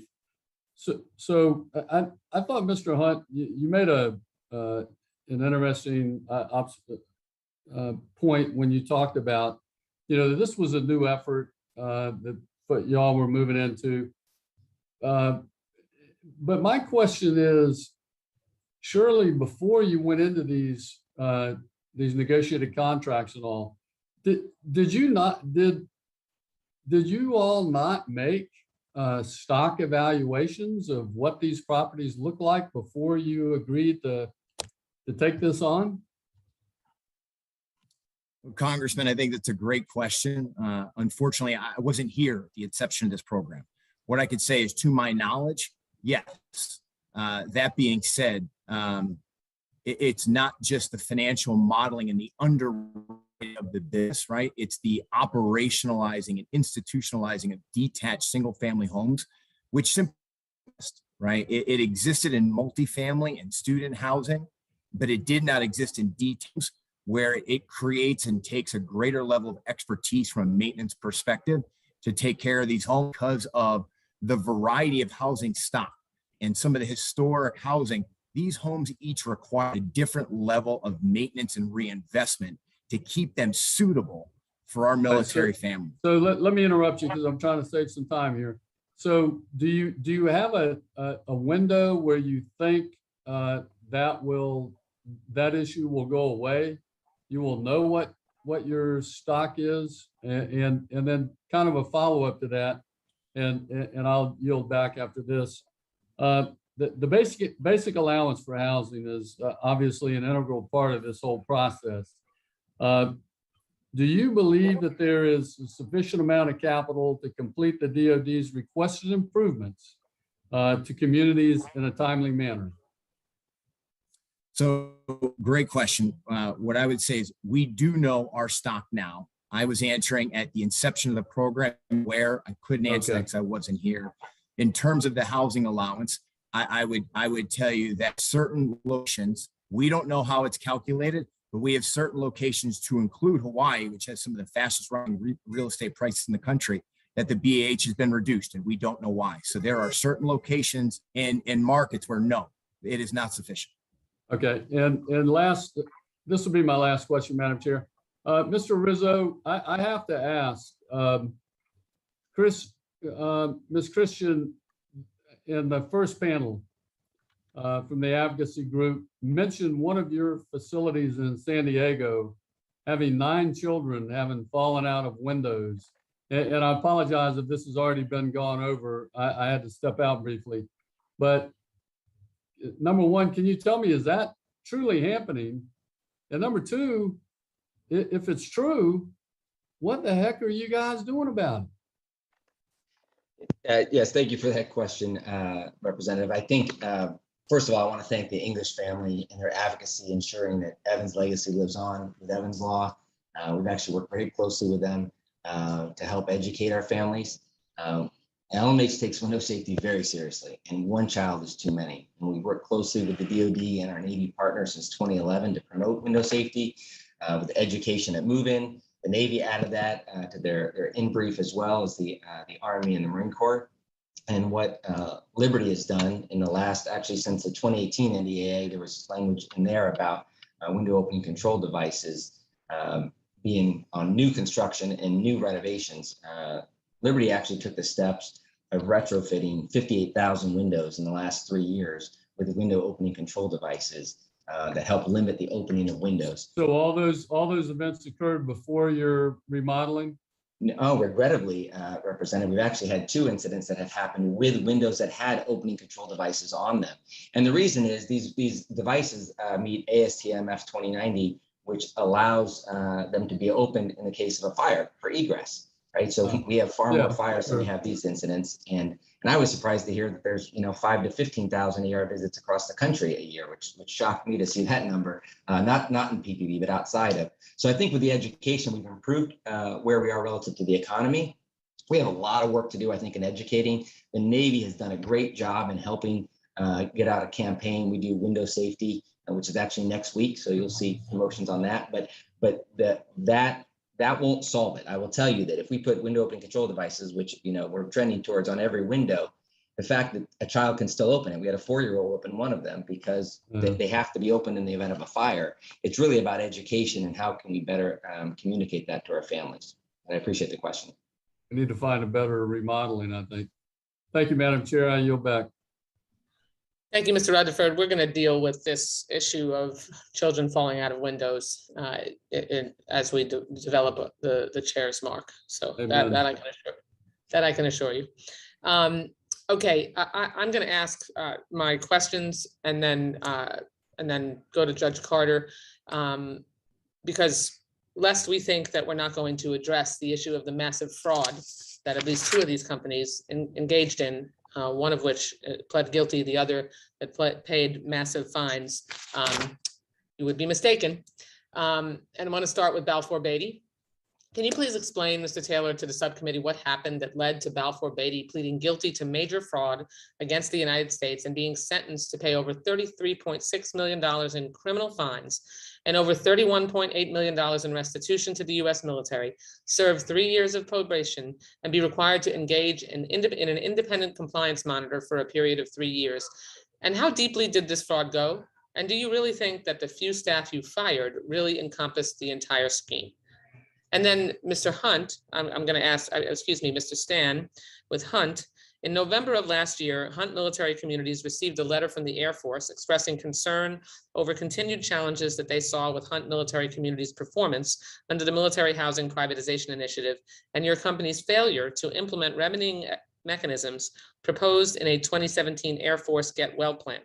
The Air Force went on to say that unless they saw prompt improvements in performance at all of Hunt's 26 privatized housing locations, that they intended to initiate formal action. And that's to say nothing of the $500,000 fine that you had to pay. So can you explain to the subcommittee why you failed to correct inadequate performance, even after receiving an Air Force Get Well plan in 2017?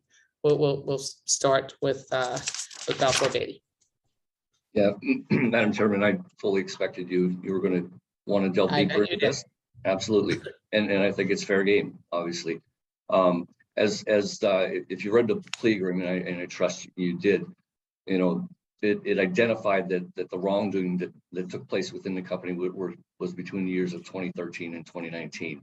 And that is when the DOJ investigation ensued shortly after that. As I've reported previously to this subcommittee, also with the House Armed Services Committee on their hearings twice, we've been very transparent about what was transpiring. We've not shied away from sharing the information as much as we could about the investigation. Okay, I really only have time for you to answer my actual question. How deep did this fraud go? And do you think that the few staff you fired really encompassed the entire scheme? And how did this happen? As part of the plea, it identified the individuals that The DOJ conducted a very thorough investigation. We also employed third-party consultants to conduct our own investigation. We shared that information along the way with DOJ investigators. They identified collectively, the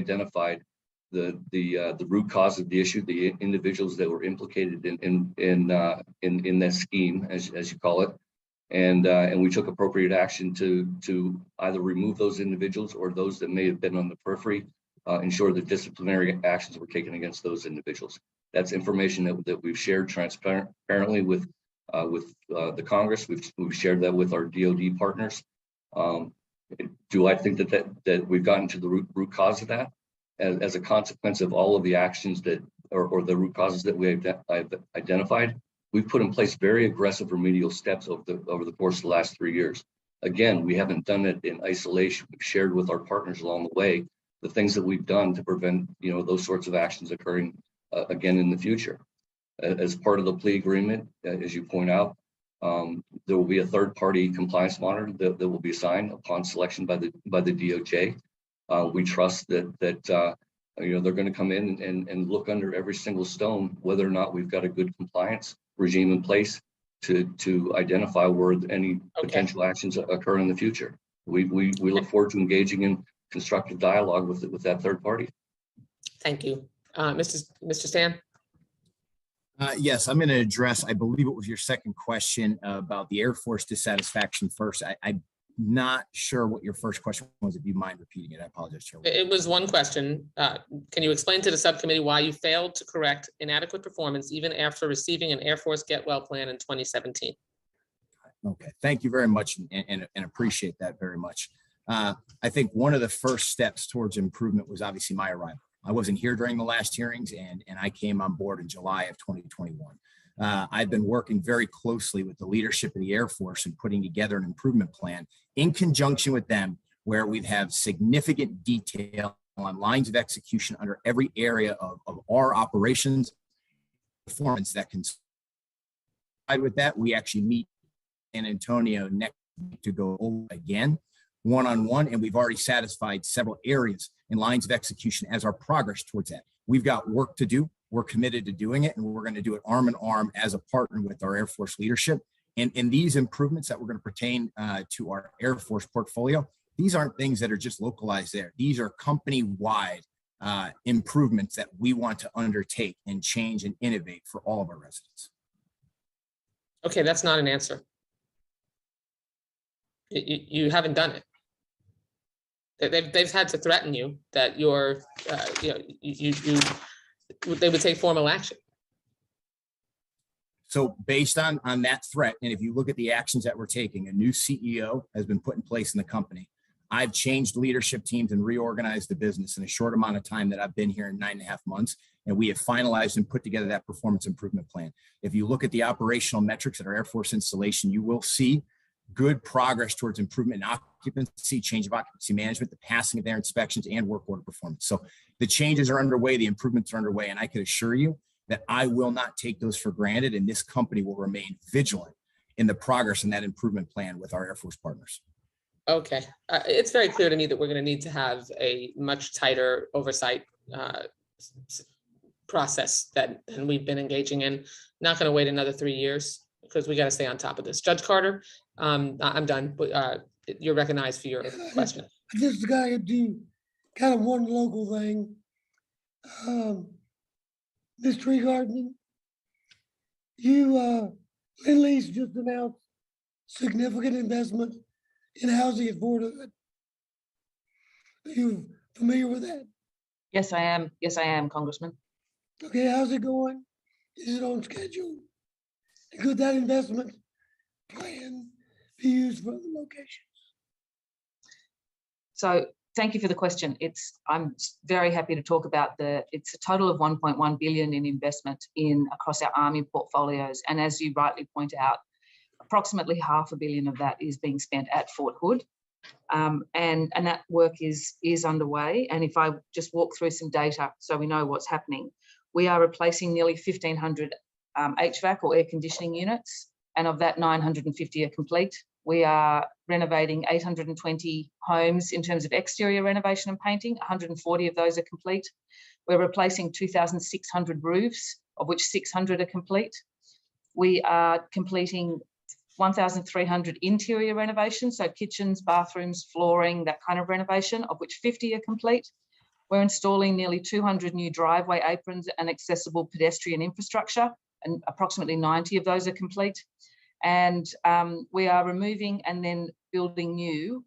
So we're demolishing 580 homes and building 580 new homes, of which we have started the civil work for the first portion of those, which is approximately 50 homes.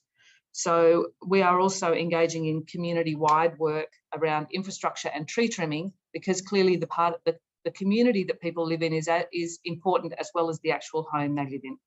So we would welcome, I know Congressman Carter, you have visited Fort Hood a number of times, and we would welcome you to visit again and have a look at the progress on that work. There is also work going on across our other Army installations, and that work is also underway, and I'm very happy to share an update with the committee of progress across each piece of work. I'll do that. I'll visit. That would be great. Finally, what can this, all of you can tell me, what can this subcommittee do to help you serve military families? Make it quick. We gotta go vote. I'm very happy to start. I think where I would, it would be wonderful to have this committee's support would be around both the accurate calculation of basic allowance for housing across all the various parts of the United States. So both accurate calculation and also a return to 100% basic allowance for housing paid to the military members. That, as I think has been mentioned already, that will be extremely helpful in terms of providing reserves so we can continue developing homes and improving homes in the on-base housing, but it will also support the military families who choose to live on the economy and make sure that they actually have sufficient funding to be able to pay their rent and not be out of pocket for just paying rent and utilities if they choose to live outside the gate as opposed to inside the gate. I'll go next, Judge. I mean, Carolyn talked about the revenue side, the expense side. Brian Stan talked a little bit about, but the inflationary pressures on the project are certainly substantial. We know Congress can't do anything necessarily about inflation, but a big element of that is insurance. Well, global warming is real. We're seeing the effects of it with increases in challenging weather that has in one case, Tyndall Air Force Base effectively destroyed the entire base, and so there's substantial pressure on our project finances just through the insurance products that we buy. So we've kicked around with our fellow partners the potential aggregation of that and maybe some level of government involvement in what that insurance product looks like. I think it can go a long way. I also pointed out in my opening statement along the lines of what Carolyn talked about, being able to raise additional debt. We've got to make sure that we've got the proper OMB scoring rules don't frustrate our ability to go out and raise additional capital that many of our projects need. Thank you. Thank you for the question. I will off-foot stomp that on the BA. I think one piece on the expense side of BA that gets left out is the calculation involves evaluating the utility costs in town, and then we pay the utility costs from the installation. And in many cases, we're supplementing the Department of Defense and the Navy and the Marine Corps in their actual expenses with BA. And so money that should be going to these sustainment accounts is going to pay for fire and police rates at $1,000 a door, as an example, or utility rates in the Mid-Atlantic region that are 50 to 100% higher than the market where BA is being based on. So the project companies and by extension, the families are paying an undue burden of the government's operating costs. Judge Carter, I'll add one point. This is Al Aycock from Corvius. The system by which we calculate BAH is oftentimes an onerous piece on the service member themselves. They have to fill out a form. It says all this information on it, and it's manual. we need to go to a digital world. In a world where we have real estate sites that can tell you how much a house costs and rental costs, we ought to be able to do this digitally. And we also ought to amend the system so that you have a rolling average of the rentals in that area. Usually when they come down to do a rental survey, they're looking at the worst houses that are left over from all the good houses are taken. That's a fault in the system, and we can fix it. Well, thank you very much. Thank you, Madam Chairman. Thank you, Judge Carter. I'll just do this as a matter of course. Without objection, all members will have 5 legislative days to submit additional questions for the record so that our witnesses can answer. We appreciate the witnesses' candor and look forward to continuing this very important dialogue. That concludes today's hearing. I want to remind members that our next hearing is on Wednesday, April 6th with Secretary Dennis McDonough for the fiscal year 2023 Department of Veterans Affairs budget hearing. That hearing will be hybrid with our witness participating in person and an in-person or virtual option for members. With that, the subcommittee stands adjourned.